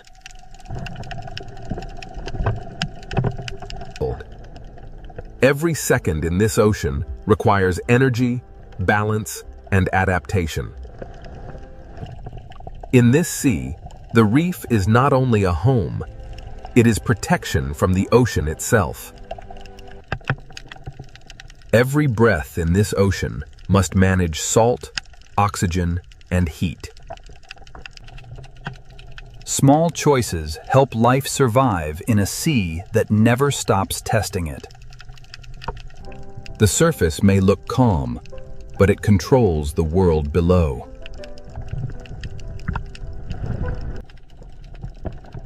Too little light would starve the reef. Too much heat can threaten it. Life here depends on balance. Enough sunlight to grow, not enough heat to fail. Even resilient reefs carry signs of the pressure placed upon them. In this ocean, survival is never permanent. It must be renewed every day. Depth offers relief from light, but it brings its own challenges. The deeper ocean gives less heat and less light, forcing life to change again. As conditions change, the ocean chooses different survivors. In this ocean, some creatures survive by turning beauty into defense. Warning colors are another language written into the ocean. The Red Sea is not one environment, but a staircase of changing conditions. From the surface to the depths, heat, salt, light, and pressure shape every life. Life survives here by finding the exact layer of ocean it can endure. Away from the reef, the sea becomes wider, emptier, and harder to read. In open water, survival depends on movement, awareness, and the strength to keep going. The reef offers safety, but the wider ocean connects every part of the Red Sea. Now that we understand the seal's heat and salt, we can enter the reef itself, where survival becomes a living city. The reef creates micro-worlds inside the sea, each one offering a different chance to live. A reef begins with tiny animals that must balance salt, heat, and hunger. A reef begins with tiny animals that must balance salt, heat, and hunger. Even in clear water, the ocean carries invisible food through the reef. What looks like stone is actually a living structure fighting to remain alive. The reef changes the ocean around it, turning harsh water into habitat. Inside the reef, the sea becomes slower, safer, and easier to survive. Step beyond the shelter, and the ocean becomes demanding again.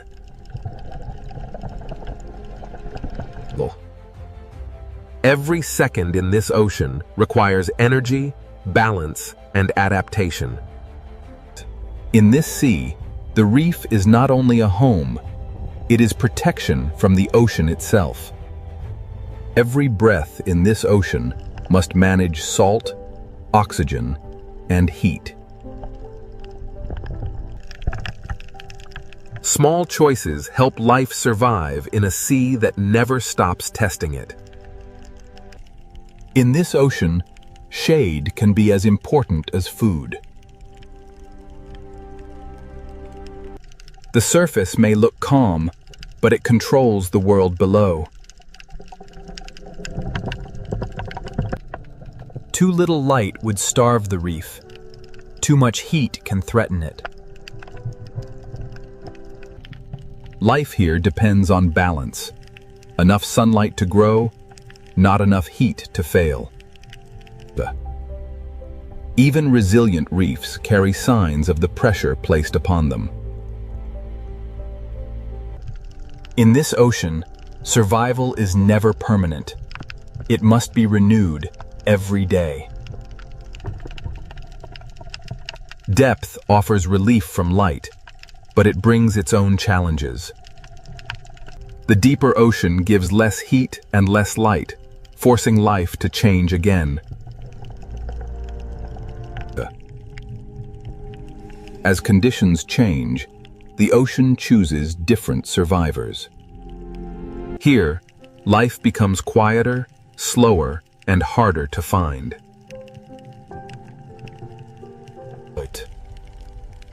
In this ocean, some creatures survive by turning beauty into defense. Warning colors are another language written into the sea. The Red Sea is not one environment, but a staircase of changing conditions. From the surface to the depths, heat, salt, light, and pressure shape every life. Life survives here by finding the exact layer of ocean it can endure. Away from the reef, the sea becomes wider, emptier, and harder to read. In open water, survival depends on movement, awareness, and the strength to keep going. The reef offers safety, but the wider ocean connects every part of the Red Sea. In this ocean, every journey eventually returns to the reef. The reef turns a harsh sea into a place where life can pause. And inside these coral walls, the ocean becomes a shelter built by living animals. For the smallest creatures, survival begins in spaces too narrow for danger to enter. The reef is not a backdrop. It is alive, working every moment against the sea. Here, light is both a gift and a pressure that life must balance. From tiny polyps, the ocean builds a city strong enough to face extreme conditions. This is how life answers the Red Sea, by building structure, shelter, and connection. The harsher the sea becomes, the more important this living city becomes. Now, we enter the reef itself, where the Red Sea turns hardship into one of the ocean's most crowded worlds. Inside the reef, the Red Sea becomes one of the ocean's most crowded living cities. Every coral tower becomes a street, a shelter, and a feeding ground. In this ocean city, movement is constant, because life must never stop responding. The smallest passages in this sea can become the safest places to grow. For young life in this ocean, survival begins by staying hidden. The city is built by tiny animals too small to command attention, but powerful enough to shape the sea.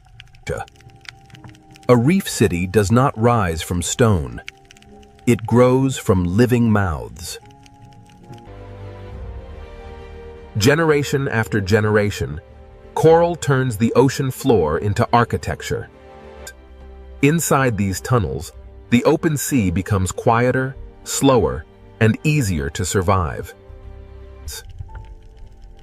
Every hidden passage in this ocean leads to another world of life. Color in this ocean is not decoration. It helps life recognize, warn, and belong. In this reef city, some lives survive by staying close to one trusted partner. Even in a crowded ocean, survival can depend on cooperation. Here, trust becomes a service, and service becomes a way to live. The reef city has rules written not in words, but in behavior. In this sea, even stillness is full of motion.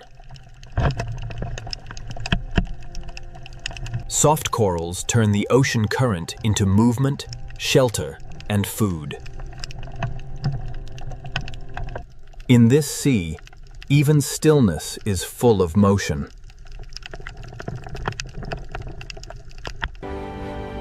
Above the reef, thousands of small bodies become one protective shape. In this ocean, survival can be found in numbers, speed, and perfect timing. A reef city is full of life, but every open space carries risk.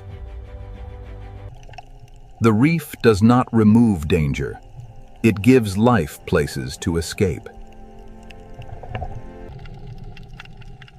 After danger passes, the ocean city returns to its quiet work. Beneath the fish, another layer of the city works close to the ground. The reef survives because even the smallest cleaners remove, recycle, and reuse.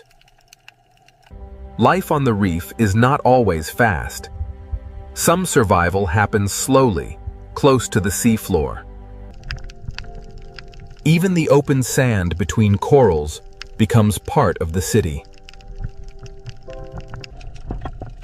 A home in this ocean may be a coral tower, a tunnel, or a hole in the sand. The reef city is not built from one habitat, but from many connected shelters. Some fish feed on the reef while also helping keep it in balance. In this ocean, nothing is wasted for long.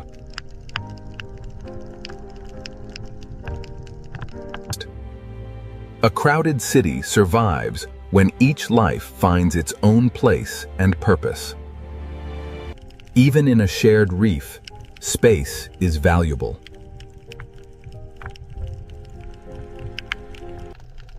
In this ocean, survival can depend on defending a space no larger than a hand.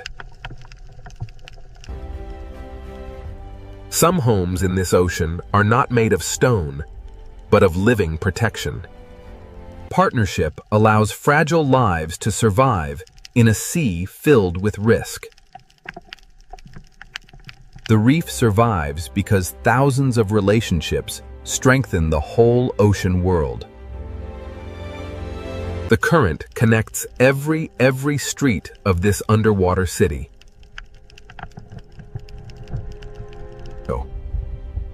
Food moves through this ocean as a hidden river inside the sea.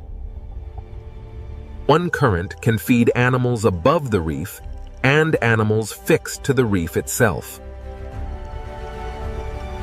The deeper we look into the reef, the more crowded the ocean becomes.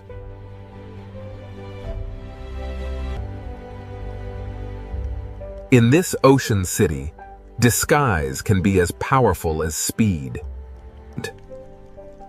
To survive here, some creatures become part of the landscape.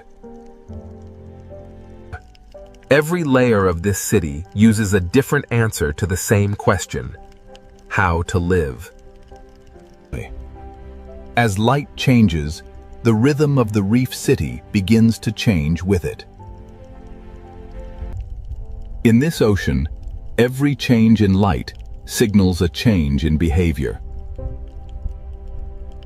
The reef city never truly stops. It only changes who is active. Crowded, connected, and constantly changing, this reef is the Red Sea's answer to hardship. This living city shows how life survives in heat and salt, by becoming connected. But every city has borders, and beyond the reef, survival becomes more dangerous. To understand this ocean fully, we must now follow the hunters, the hunted, and the fragile chain that keeps everything alive. At the edge of the reef, the Red Sea reveals another side of survival. Here, open water gives freedom, but it also removes protection.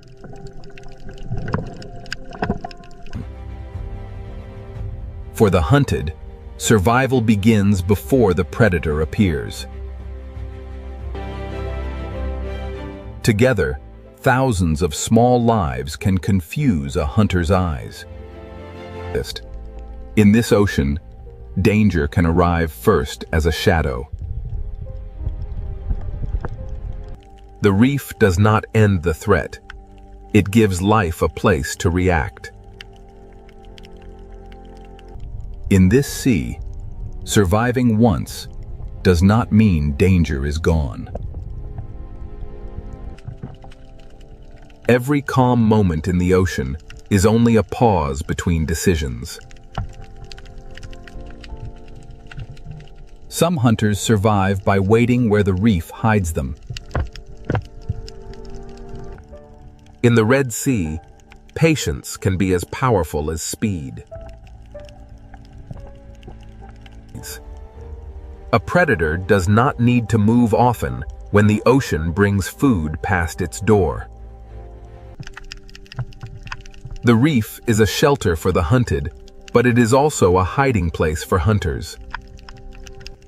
Another hunter waits inside the reef itself, using darkness as protection. In this sea, stillness can hide hunger. Above the hidden hunters, the reef continues to pulse with life. Some predators do not hide their danger. They display it. Warning is another form of power in this ocean. Beyond the coral, the scale of hunting begins to change.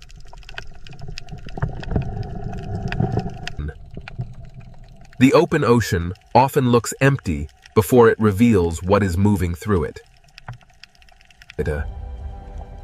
The shark enters not as a monster, but as part of the ocean's balance.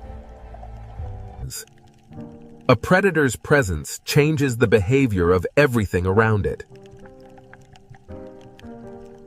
Fear is not chaos here. It is information that keeps life alive. When the predator passes, the reef does not forget. It resets. Life in this ocean survives by returning to motion again and again. Not every survivor in this sea depends on speed. On the ocean floor, invisibility can be the safest defense. Some animals survive by becoming almost invisible until movement is necessary. In the Red Sea, one creature's path can open food for another.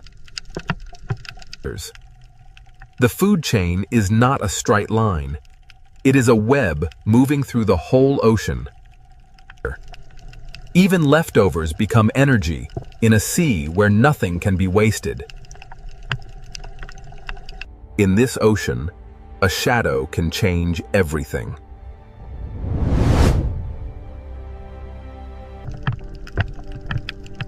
Predation shapes the ocean even when no chase happens. Survival here is not one victory. It is a rhythm repeated all day. Speed matters when the distance between hunter and hunted becomes a heartbeat. The hunted survive by knowing the shape of their city. Failure is also part of hunting in this sea.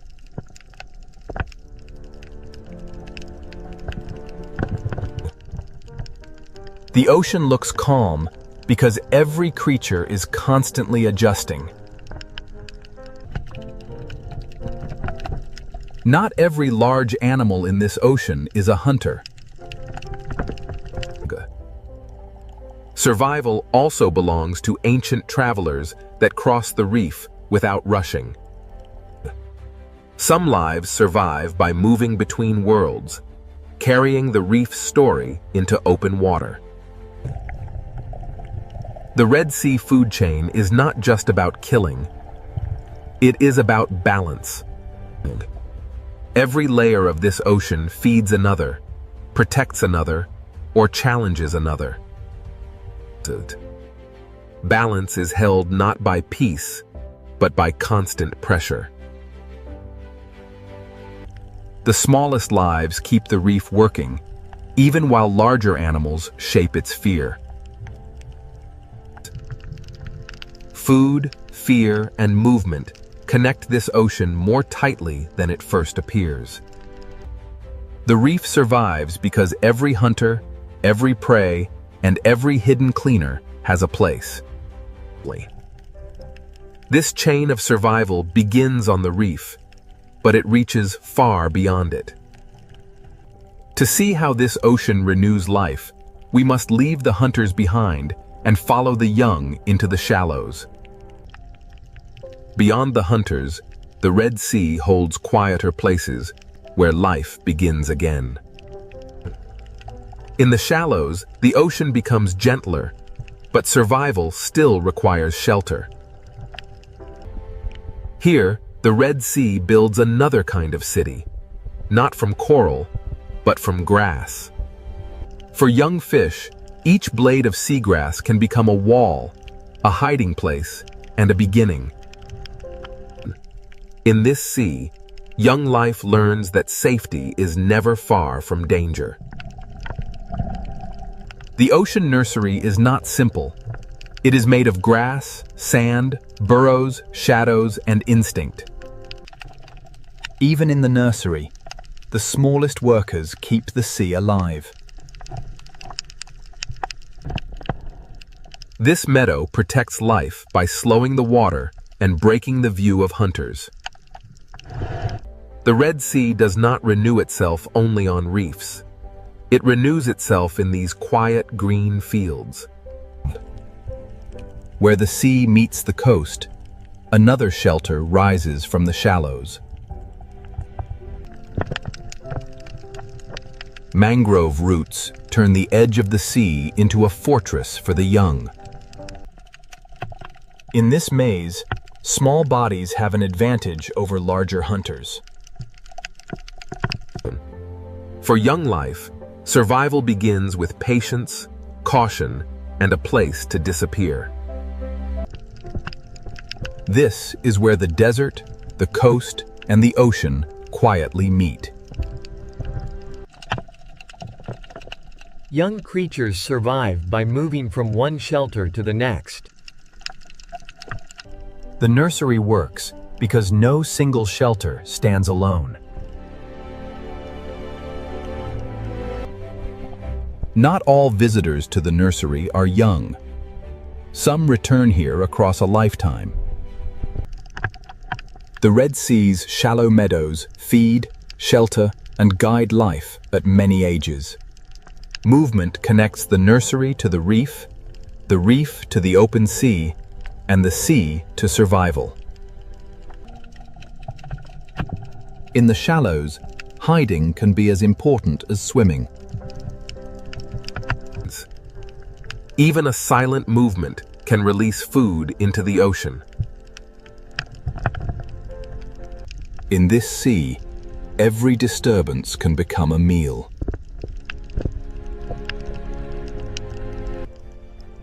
The shallows may look quiet, but they are one of the ocean's busiest beginnings. For the young, the ocean is not yet a wide world. It is a narrow shelter. The nursery protects life not by removing danger, but by giving the young places to vanish. After danger passes, the nursery begins again. As young creatures grow, the path toward the reef begins to open. The journey from nursery to reef is not one leap, but many careful crossings. Here, young life begins to trade grass for coral.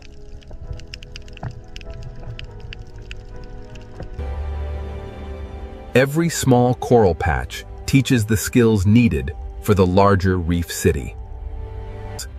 The Red Sea survives because its habitats are connected, each one preparing life for the next. Roots, grass, sand, and coral are not separate worlds. They are one coastal ocean network. The mangroves catch what the sea carries and turn it into shelter and food. At the edge of the sea, fallen life becomes food for new life. The young do not grow in one place. They move through a chain of protection. Every crossing teaches the young how to read the sea. When the young reach coral, they enter a world more crowded, more complex, and more dangerous. The nursery does not stand apart from the reef. It feeds the reef with new life.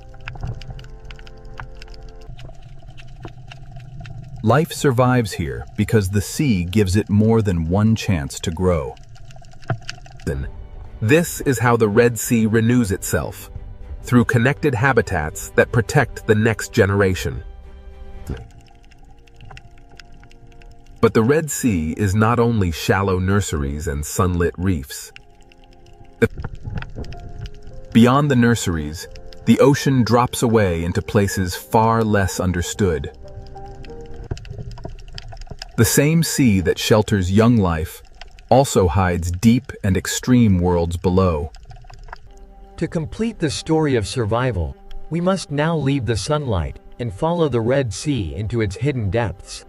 Now, the Red Sea will reveal its deepest secret, life where heat, salt, darkness, and mystery meet.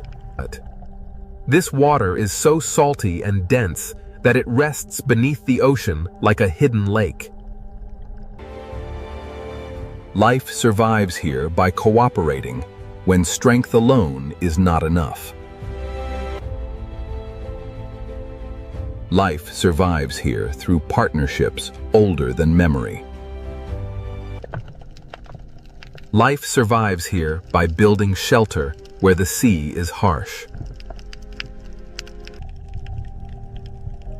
For many animals, survival means knowing where not to go. In the deep sea, distance from danger can be the difference between life and death. Even in the quietest parts of the ocean, life finds surfaces to hold on to. The farther we descend, the less the ocean looks like the world above.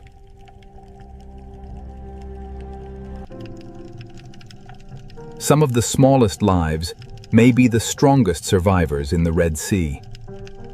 Here, survival is not abundance. It is endurance. Life survives here by moving together when danger is near. Here, survival may mean surrendering to the movement of the sea. At the bottom, the Red Sea becomes another world entirely. This deep ocean is not crowded like the reef, but it is not lifeless. Around these extreme pools, life must adapt to chemistry that would overwhelm many creatures. The Red Sea teaches that life can shrink, hide, and change rather than disappear. Even here, far below the reef, life depends on the ocean above. As light returns, the ocean becomes crowded once more. Survival here is not one strategy, but many strategies layered together. Food from above sinks slowly through the sea, carrying energy into darkness. They do not need coral towers, sunlight, or open water. They survive where conditions become extreme. At this boundary, the ocean separates into layers that many animals cannot cross. Every layer of this ocean holds a different answer to the same challenge. Even in this dark ocean, life is still present, only smaller and harder to see.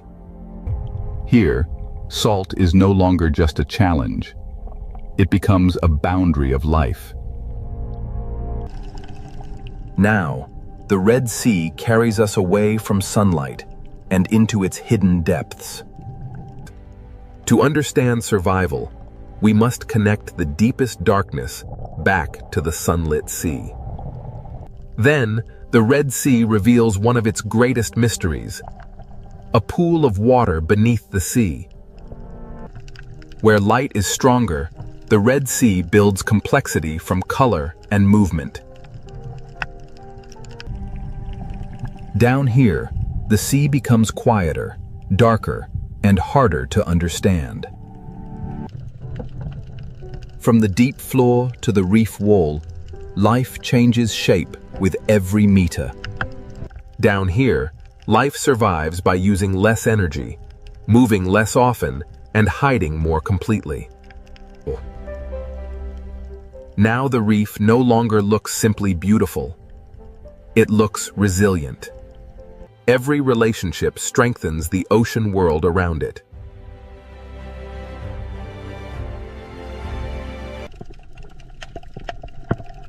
Life survives here because the reef is renewed by the shallows. Life survives here by giving the young protected places to begin.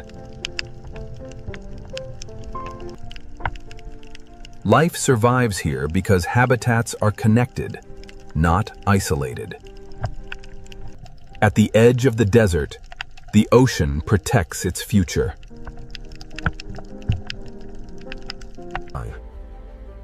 The answer is not found in one place, but in the connection between all places. Heat, salt, light, darkness, danger, and shelter all shape this ocean together. Life survives in the Red Sea because it adapts at every scale. Some lives endure by moving through the ocean with ancient patience. Some survive by blending with the seafloor and moving only when the moment is right. Some survive by hunting and by keeping the entire ocean in balance. The Red Sea is alive because every creature responds, adjusts, and continues. This is how life survives in a hot and salty sea, not alone, but connected. What looked impossible from above becomes extraordinary beneath the surface. The Red Sea is not life in comfort. It is life shaped by challenge. Above, the desert is silent. Below, the ocean continues to live. The Red Sea survives because life here has learned to use every layer of the ocean. Heat does not end the story. Salt does not end the story. Life finds a way through both. From above, the ocean seems peaceful. But beneath this endless sea lies a wild kingdom ruled by hunters. The deeper we enter the ocean, the more the sea reveals a world where every movement can mean survival or death. In the ocean, beauty and danger live side by side, because even the safest reef can become a hunting ground. Small fish survive in the ocean by becoming one body, because in the open sea, a single mistake can expose them to the hunter. In the ocean, prey often feel danger before they can see it, because the sea carries pressure, movement, and fear. Some ocean predators do not need to be giants. In the sea, speed, silence, and timing can be just as deadly. In the ocean, survival can depend on a gap in the reef, a turn of the current, or one moment of perfect stillness. Long before humans explored the ocean, sharks were already shaping the balance of the sea with silence, patience, and instinct. A shark does not rule the ocean through chaos, but through senses refined by millions of years beneath the sea. Beyond the reef, the ocean opens into a greater arena, where the sea gives no shelter and only the fastest hunters can survive. Out here in the open ocean, the sea belongs to creatures built for distance, speed, and relentless pursuit. In the ocean, speed is not only movement. In the sea, speed is survival, power, and control. Across the open sea, there are no walls, no caves, and no coral branches. Only speed can decide who escapes. When fear spreads through the ocean, prey gather into one shining shape, hoping the sea will hide the individual inside the crowd. In the ocean, every hunt is a battle between panic and precision, and the sea rewards the hunter that chooses the perfect moment. The surface of the ocean may look like escape, but in the sea, danger can attack from every direction. Some ocean predators do not rule by force alone. In the sea, intelligence can turn open water into a trap. In the ocean, teamwork can change the rules of the hunt, because one predator may chase, but many predators can control the sea. After every chase, the ocean becomes quiet again, but the silence of the sea is never empty. The ocean is not ruled by one kind of hunter, because the sea creates many forms of power, and each one claims its own territory. Not every hunter in the ocean chases across the open sea. Some wait where the ocean itself becomes a trap. In these narrow parts of the sea, the fastest creature does not always win. The one that understands the terrain may hold the power. In the ocean, patience can become a weapon, and a motionless hunter can be more dangerous than one in pursuit. A hunt in the ocean does not always begin with a chase. Sometimes it begins with silence, distance, and one mistake. In the sea, a single second can separate safety from capture, and after the strike, the ocean becomes quiet again. Some ocean predators do not patrol the open sea. They turn darkness inside the reef into a doorway for hunting. In the ocean, the line between home and hunting ground can be almost invisible. The ocean does not hide every threat in shadow. Sometimes the sea displays danger in color, shape, and stillness. In the ocean, survival is not always about being the largest. Sometimes it is about being impossible to attack. The ocean creates many kinds of predators, and each one rules only where its own strength becomes the perfect weapon. Even in the gentle corners of the ocean, the sea never stops testing the young, the weak, and the careless. In the ocean, safety is often temporary, because every hiding place can become a path for another hunter. Every ruler of the ocean begins as a survivor, learning how the sea moves, hides, and reveals life. The ocean teaches patience before power, because even predators must grow into their place in the sea. The ocean is not only a battlefield, the sea is a living balance where predator, prey, and wanderer share the same blue world. In the sea, calm does not mean safety.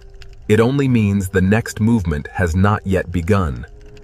Where the reef ends and the open ocean begins, the sea changes its rules, and every creature must choose how far it dares to go. In the ocean, power is sometimes felt before it is seen. because the sea remembers the shape of danger. The farther we move from the reef, the more the ocean becomes a place of distance, pressure, and hidden strength. Some ocean predators seem shaped by another age, built to read the invisible signals of life moving through the sea. In the ocean, true power is not always loud. Sometimes the sea gives authority to those that move with perfect control. Every predator leaves a mark on the ocean, but the sea quickly hides its secrets again. Even in a sea of hunters, the ocean depends on moments of trust, pause, and delicate balance. When light fades in the ocean, the sea does not sleep. It simply gives power to different hunters. At dusk, the ocean becomes a world of outlines, where the sea favors hunters that can sense more than they can see. In darkness, the ocean speaks through vibration, scent, pressure, and flashes of light. Far below the sunlit ocean, the sea creates hunters shaped by darkness, pressure, and patience. Some ocean rulers live so far from the surface that the sea allows us to know them only through shadows. To ask which creature rules the sea, we must first understand that the ocean is not one kingdom, but many. This is the wild ocean, a sea of predators, and the search for the creature that truly rules the water has only just begun. Now the ocean opens into a world ruled by speed, where every second can decide who lives and who becomes the next meal.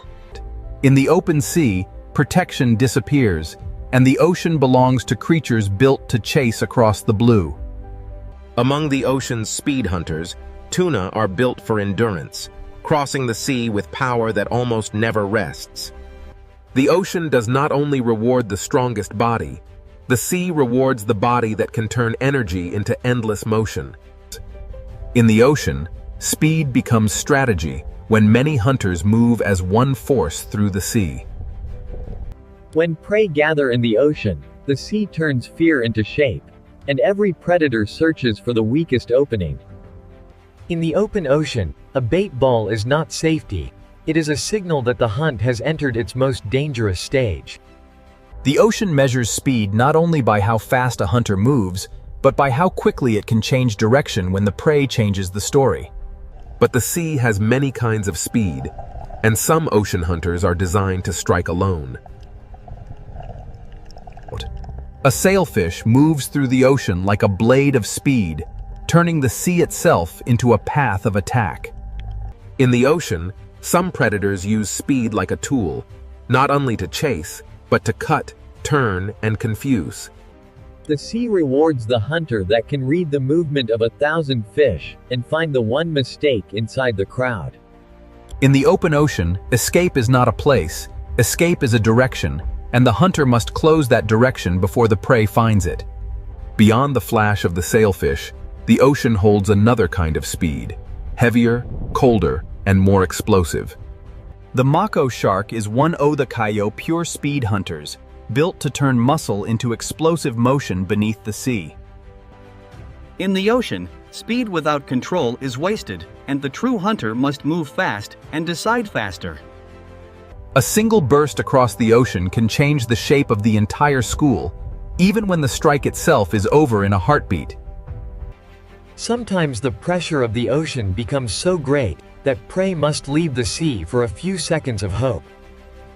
But the ocean always waits below, and every return to the sea brings the chase back into motion. But in the ocean, beauty can move with astonishing speed, and color can belong to a hunter as much as to the reef. Open ocean hunters must read light as much as movement, because in the sea, a flash of silver can reveal the path of prey. The open ocean is not empty. The sea is layered with hunters, each one built for a different kind of pursuit. In the ocean, separation can be fatal, because the sea is most dangerous when a creature stands alone.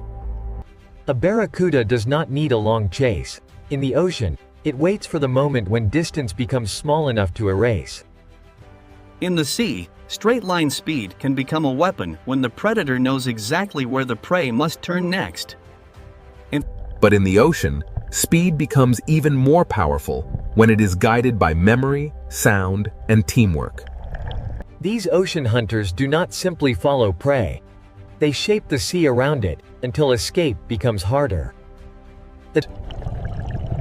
In the ocean, teamwork can turn empty water into invisible walls. The sea does not give power to one design alone.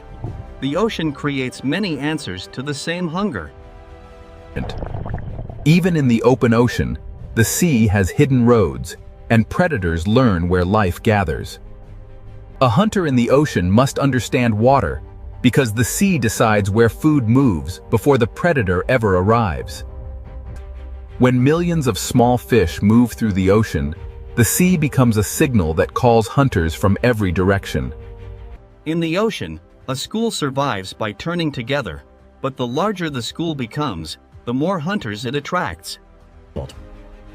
The ocean's greatest hunts often begin when many predators follow the same signal of fear. Here, speed rules the sea for a moment, but speed alone cannot explain the full power of the ocean. The ocean can turn from chaos to silence in seconds, and the sea keeps no witness for long. But below the speed of the open ocean, another kind of predator waits, older, quieter, and shaped by time. The fastest hunters may dominate the moment, but the ocean also belongs to predators that have survived for millions of years. Some ocean predators do not need to chase every movement, because their power lies in sensing when the sea is ready. Speed may rule the open ocean, but it is only one answer in the sea's long history of predators. The ocean demands balance from every hunter, because the sea punishes wasted energy as quickly as missed opportunity. To live by speed in the ocean is to live in constant motion, always chasing the next signal of life across the sea. The open sea has shown us hunters of speed, but the ocean's oldest predators are still waiting in the deeper blue. Long before speed ruled the open ocean, sharks were already mastering the sea through silence, senses, and survival. The next question is not how fast a predator can move, but how long a design can survive in the ocean. In the open sea, speed can rule the chase, but in the deeper ocean, something older is about to take control. Now we enter the world of sharks, ancient predators shaped by the ocean long before speed became a spectacle. A great white shark does not need to rush through the sea, because the ocean has already given it patience, strength, and perfect design. In the ocean, a shark is not a monster. It is a living record of millions of years of survival beneath the sea. In the ocean, the hunt often begins long before the chase, when the predator studies movement from below. A shark can turn the ocean's layers into strategy, using depth as cover and silence as pressure. In the sea, power is sometimes measured by the fear a predator creates without touching anything at all. Not every shark rules the ocean in the same way. Some move like wandering investigators of the sea. A tiger shark survives in the ocean by being curious, adaptable, and willing to explore almost every edge of the sea. In the ocean, an apex predator can reshape a place simply by passing through it. The hammerhead shows how the ocean can shape a predator into something strange, precise, and perfectly suited to the sea. In the sea, a predator does not need to see everything when it can feel the hidden movements of life. At the reef edge, sharks become part of the ocean's rhythm, arriving as light fades and confidence changes sides. The reef shark rules through familiarity, knowing every current, corner, and shadow of its ocean territory. Even sharks, the ocean's ancient hunters, are not separate from the balance of the sea. Some sharks carry the ocean's power into murkier borders, where the sea becomes harder to read. In unclear water, the ocean favors predators that can sense what others cannot see. Here, the ocean rewards agility, because a hunter must turn as quickly as the reef changes shape. A shark's power in the ocean is not only in motion, it is also in knowing when to remain still. In the sea, energy is precious, and the best predators spend it only when the ocean gives them reason. Not every shark dominates the ocean with speed. Some survive through persistence, smell, and careful searching. The ocean has room for many kinds of shark, because survival in the sea is never one single strategy. Far from land, the ocean becomes a desert of blue, and the patient predator may be the one that survives. In the open ocean, a shark must become both hunter and traveler, crossing the sea with calm endurance. In shallow ocean waters, smaller sharks prove that size is not the only path to control. The blue shark shows another face of ocean power, light, graceful, and built to roam the sea for extraordinary distances. In the ocean, endurance can be as powerful as speed, because the sea belongs to those that can keep moving. Every curve of a shark's body is an answer to the ocean, shaped by pressure, hunger, and motion. Sharks are not one story in the ocean. They are many stories, written across reefs, coasts, open seas, and darkness. Some sharks carry the ancient ocean into the deep, where speed gives way to pressure, darkness, and patience. In the deeper sea, a shark may not need to move quickly, because time itself becomes part of the hunt. Some ocean predators seem to belong to another time, surviving not through speed, but through endurance beyond imagination. Every ancient hunter of the ocean begins small, learning the sea before it can command it. The ocean teaches every shark the first law of survival. Understand the water before trusting your strength. When night enters the ocean, sharks gain an older advantage, moving through a sea of senses beyond sight. In darkness, the ocean becomes a network of pressure, scent, and vibration, and the shark knows how to read it. A shark changes the ocean around it, even when it does not strike, because every creature understands what its presence means. In the sea, predators do more than take life. They shape where life moves, hides, feeds, and survives. Sometimes the ocean reveals a shark, not by showing the shark, but by showing the fear that moves ahead of it. A shark's shape is one of the ocean's most recognizable symbols, because the sea has repeated its success for ages. The teeth of a shark are famous, but in the ocean, teeth are only one part of a far greater design. The ocean does not fear sharks as outsiders. The sea depends on them as part of its ancient order. Speed can dominate the chase, but sharks remind us that the ocean also rewards patience, senses, and time. If the sea were ruled by age, survival, and design, sharks would stand among the strongest contenders. But the ocean is too vast for one kind of power, and even sharks share the sea with rivals that hunt in different ways.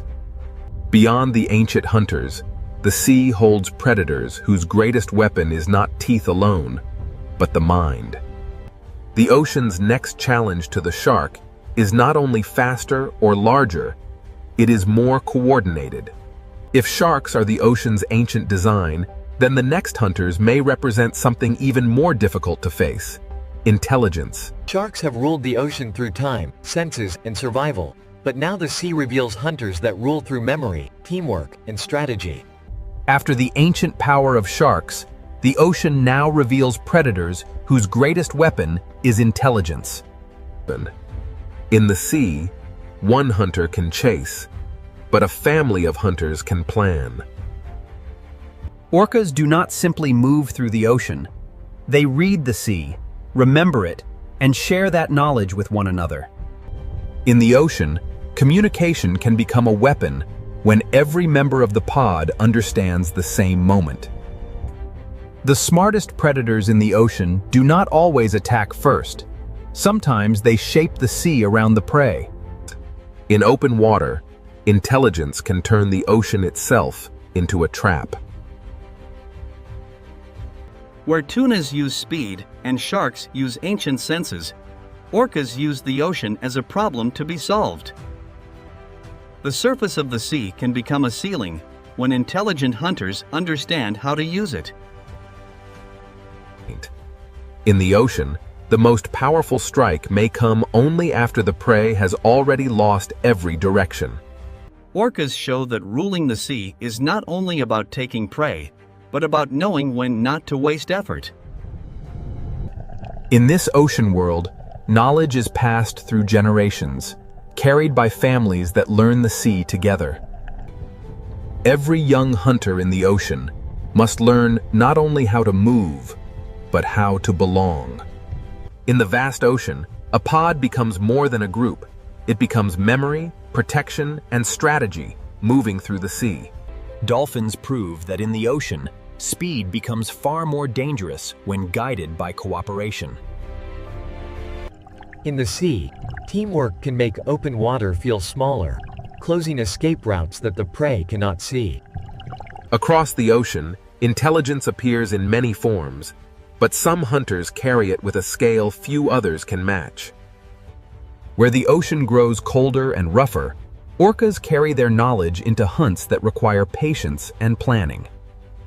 Some hunts in the sea begin from below, where patience turns the ocean surface into a window. The strength of a pod is not only in each body, but in the way every body understands the plan.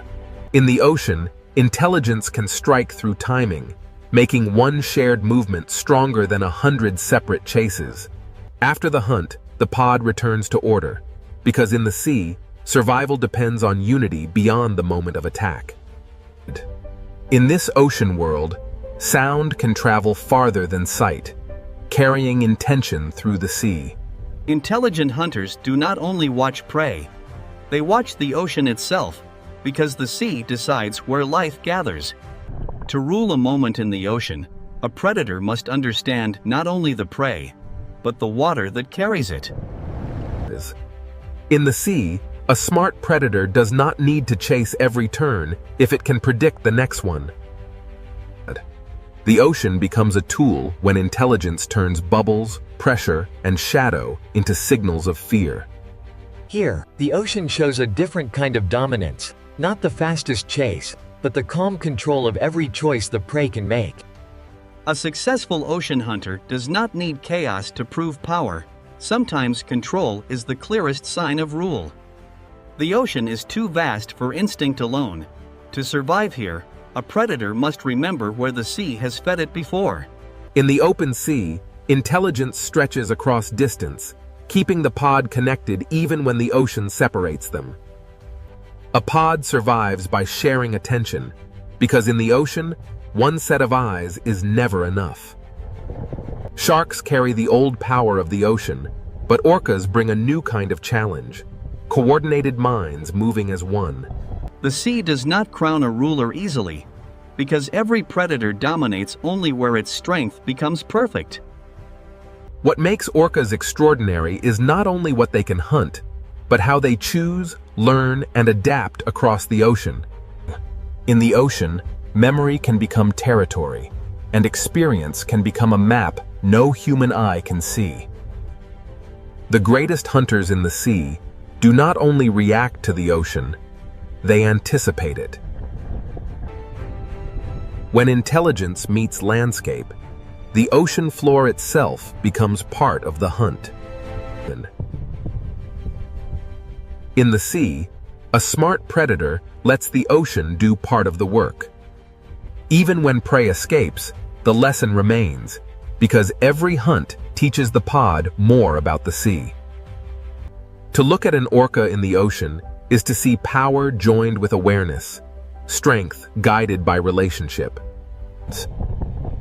Their world is not silent to them. The ocean is filled with signals we can barely imagine. The ocean has shown us speed, senses, and strength, but intelligence may be the force that connects them all. But even the smartest hunters of the sea do not rule every depth of the ocean. Below the pod, the ocean changes again, and intelligence must give way to darkness, pressure, and strange forms of survival. The ocean's most intelligent hunters have shown their power, but the sea still hides predators that rule by secrecy. If orcas challenge the ocean with intelligence, the next hunters challenge it with patience, camouflage, and life in darkness. The search for the creature that rules the sea now descends into the hidden ocean, where the strangest hunters wait in silence. After traveling through speed, teeth, intelligence, and darkness, the ocean leaves us with one question: who truly rules the sea? The answer is not hidden in one place, because the ocean itself is made of many worlds. In the deep sea, survival belongs to patience, camouflage, and forms of life shaped by pressure. Some ocean predators rule by remaining unseen, holding power in the places where sunlight never reaches. But the ocean is not only darkness. Above the deep, another kind of power waits in the open blue. In the open sea, speed can rule the moment, because the ocean gives no shelter to the slow. The speed hunters command the chase, but even they cannot rule every depth, every reef, and every darkness of the sea. Speed is one answer to the ocean, but it is an answer that must be repeated every day. Then come the sharks, predators whose power is not only speed, but time itself. Sharks have survived by becoming almost perfectly matched to the ocean's demands. From reefs to open water, sharks shape where life moves, hides, and feeds in the sea. A shark can change the ocean without striking, because every creature understands what its shape means. Sharks are not a single answer. They are many ocean solutions refined across millions of years. But if sharks are the ancient power of the sea, orcas challenge the ocean with something different. Orcas bring intelligence, memory, and teamwork into the ocean's struggle for power. Their strength is not held in one body, but in the knowledge shared through the pod. In open water, orcas can turn the sea itself into a trap. Where many predators chase, orcas calculate, and that makes them one of the strongest contenders for the ocean's crown. Their power is not only in what they hunt, but in how carefully they choose each movement. The sea does not offer one simple throne, because every layer rewards a different kind of hunter. To rule the ocean completely, a creature would need to master speed, strength, patience, senses, darkness, and cooperation all at once. On the reef, the ruler may not be the largest, but the one that knows every shadow and escape route. On the seafloor, power belongs to those that understand vibration, scent, and the quiet language of sand. In the open ocean, the ruler of one moment may be the creature that reaches the prey first. But even the fastest hunter depends on the ocean's currents, because the sea decides where life will concentrate. When night enters the ocean, vision loses power, and the sea gives advantage to those that can hunt through darkness. In darkness, the ocean belongs to creatures that can turn uncertainty into survival. In the deep sea, the question of rule becomes harder, because the strongest hunters are often the least visible. Here, power may belong to the creature that waits longest and spends the least. The ocean has shown us that dominance is not one thing. It changes with depth, light, current, and hunger. The sea is not ruled like a kingdom on land. It is ruled in moments, zones, and strategies. Every predator shapes the ocean, but none stands outside the balance that supports it. The sea survives because predators prevent weakness from becoming collapse, keeping life moving through the system. Fear is part of the ocean, but so is renewal, because every hunt returns energy to the sea. If one creature comes closest to ruling the sea, the orca stands among the strongest answers. With strength, strategy, family, and intelligence, orcas combine many forms of ocean power into one living force. Yet even the orca cannot rule every trench, every reef, every current, and every darkness of the sea. Perhaps the true ruler is not one creature, but the ocean itself, shaping every hunter that tries to survive within it. The sea creates speed in one place, patience in another, intelligence in another, and mystery in the deepest dark. For the small creatures of the ocean, the ruler is whichever predator appears in the next shadow. Every decision in the ocean is shaped by risk, and every risk is shaped by the hunters waiting beyond sight. The ocean does not need one ruler to remain powerful. It is powerful because every layer has its own master. To understand the sea is to accept that power here is shared, contested, and constantly changing. From above, the ocean may look peaceful, but now we know what moves beneath that calm blue skin. No single creature owns the ocean completely, but every great predator reveals one part of what it takes to rule the sea. The tuna rules the chase, the shark rules through ancient design, the orca rules through intelligence, and the deep sea rules through mystery. Among them, the orca may stand as the strongest contender, but even it remains a child of the sea. The ocean does not stop for any ruler. It moves, changes, hides, and begins again. To rule the sea is not to conquer it, but to survive inside its endless changes. Every hunter in the ocean depends on something greater than itself: the current, the prey, the darkness, and the balance of the sea. The sea is beautiful because it is alive. And it is alive because every creature must find its place within the hunt. So which creature rules the sea? The answer depends on where in the ocean you are, and what kind of power the moment demands. In one place, speed rules. In another, teeth. In another, intelligence. In another, darkness. But above them all, the ocean rules them together, shaping every predator and every prey beneath its endless surface.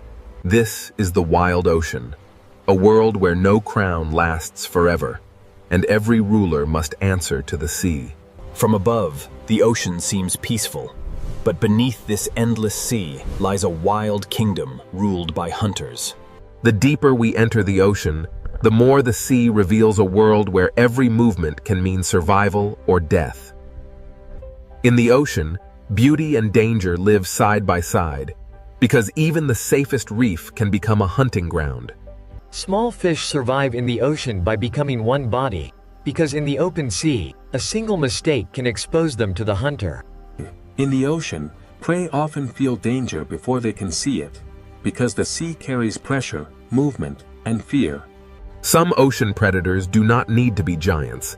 In the sea, speed, silence, and timing can be just as deadly. In the ocean, survival can depend on a gap in the reef, a turn of the current, or one moment of perfect stillness. Long before humans explored the ocean, sharks were already shaping the balance of the sea with silence, patience, and instinct. A shark does not rule the ocean through chaos, but through senses refined by millions of years beneath the sea. Beyond the reef, the ocean opens into a greater arena, where the sea gives no shelter and only the fastest hunters can survive. Out here in the open ocean, the sea belongs to creatures built for distance, speed, and relentless pursuit. In the ocean, speed is not only movement. In the sea, speed is survival, power, and control. Across the open sea, there are no walls, no caves, and no coral branches. Only speed can decide who escapes. When fear spreads through the ocean, prey gather into one shining shape, hoping the sea will hide the individual inside the crowd. In the ocean, every hunt is a battle between panic and precision, and the sea rewards the hunter that chooses the perfect moment. The surface of the ocean may look like escape, but in the sea, danger can attack from every direction. Some ocean predators do not rule by force alone. In the sea, intelligence can turn open water into a trap. In the ocean, teamwork can change the rules of the hunt, because one predator may chase, but many predators can control the sea. After every chase, the ocean becomes quiet again, but the silence of the sea is never empty. The ocean is not ruled by one kind of hunter, because the sea creates many forms of power, and each one claims its own territory. Not every hunter in the ocean chases across the open sea. Some wait where the ocean itself becomes a trap. In these narrow parts of the sea, the fastest creature does not always win. The one that understands the terrain may hold the power. In the ocean, patience can become a weapon, and a motionless hunter can be more dangerous than one in pursuit. A hunt in the ocean does not always begin with a chase. Sometimes it begins with silence, distance, and one mistake.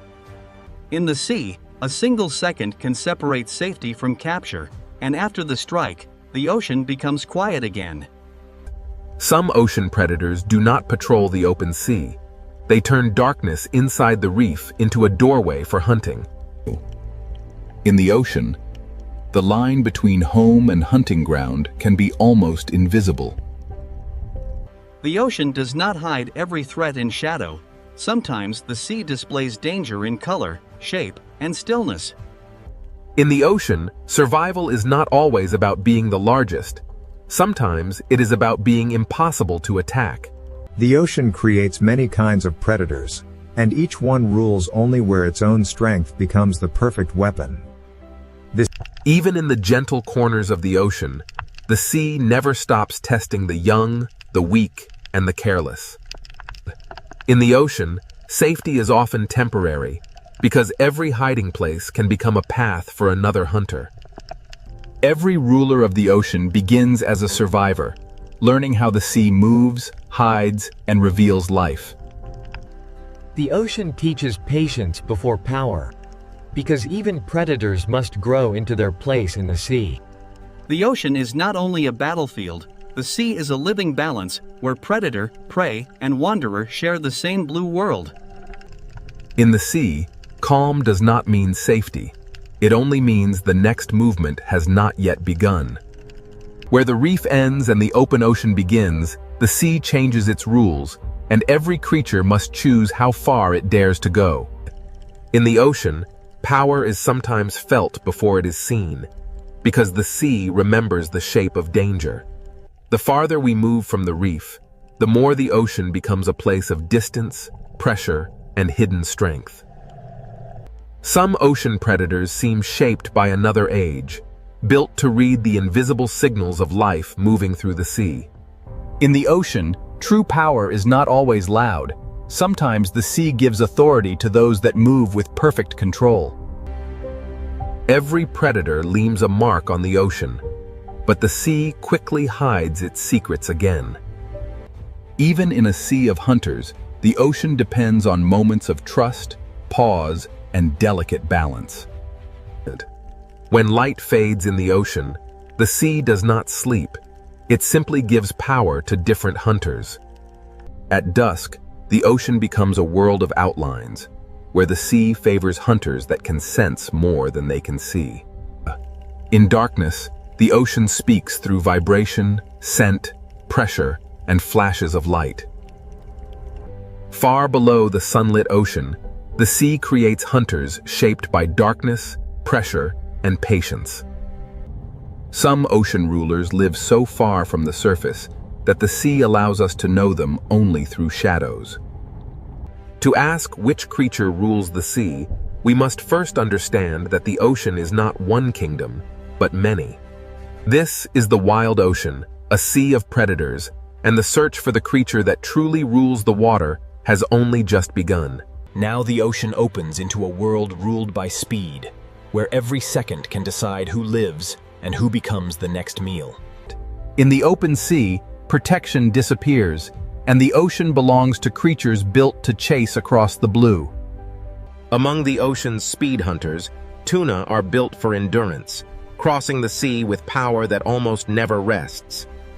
The ocean does not only reward the strongest body, The sea rewards the body that can turn energy into endless motion. In the ocean, speed becomes strategy when many hunters move as one force through the sea. When prey gather in the ocean, the sea turns fear into shape, and every predator searches for the weakest opening. In the open ocean, a bait ball is not safety. It is a signal that the hunt has entered its most dangerous stage. The ocean measures speed not only by how fast a hunter moves, but by how quickly it can change direction when the prey changes the story. But the sea has many kinds of speed, and some ocean hunters are designed to strike alone. A sailfish moves through the ocean like a blade of speed, turning the sea itself into a path of attack. In the ocean, some predators use speed like a tool, not only to chase, but to cut, turn, and confuse. The sea rewards the hunter that can read the movement of 1,000 fish and find the one mistake inside the crowd. In the open ocean, escape is not a place, escape is a direction, and the hunter must close that direction before the prey finds it. Beyond the flash of the sailfish, the ocean holds another kind of speed, heavier, colder, and more explosive. The mako shark is one of the kayo pure speed hunters, built to turn muscle into explosive motion beneath the sea. In the ocean, speed without control is wasted, and the true hunter must move fast and decide faster. A single burst across the ocean can change the shape of the entire school, even when the strike itself is over in a heartbeat. Sometimes the pressure of the ocean becomes so great that prey must leave the sea for a few seconds of hope. But the ocean always waits below, and every return to the sea brings the chase back into motion. But in the ocean, beauty can move with astonishing speed, and color can belong to a hunter as much as to the reef. Open ocean hunters must read light as much as movement, because in the sea, a flash of silver can reveal the path of prey. The open ocean is not empty. The sea is layered with hunters, each one built for a different kind of pursuit. In the ocean, separation can be fatal, because the sea is most dangerous when a creature stands alone. A barracuda does not need a long chase. In the ocean, it waits for the moment when distance becomes small enough to erase. In the sea, straight-line speed can become a weapon when the predator knows exactly where the prey must turn next. But in the ocean, speed becomes even more powerful when it is guided by memory, sound, and teamwork.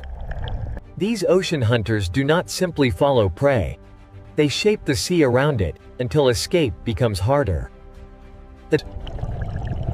In the ocean, teamwork can turn empty water into invisible walls. The sea does not give power to one design alone. The ocean creates many answers to the same hunger. Even in the open ocean, the sea has hidden roads, and predators learn where life gathers. A hunter in the ocean must understand water, because the sea decides where food moves before the predator ever arrives. When millions of small fish move through the ocean, the sea becomes a signal that calls hunters from every direction. In the ocean, a school survives by turning together, but the larger the school becomes, the more hunters it attracts. The ocean's greatest hunts often begin when many predators follow the same signal of fear. Here, speed rules the sea for a moment, but speed alone cannot explain the full power of the ocean. The ocean can turn from chaos to silence in seconds, and the sea keeps no witness for long. Below the speed of the open ocean, another kind of predator waits, older, quieter, and shaped by time. The fastest hunters may dominate the moment, but the ocean also belongs to predators that have survived for millions of years. Some ocean predators do not need to chase every movement, because their power lies in sensing when the sea is ready.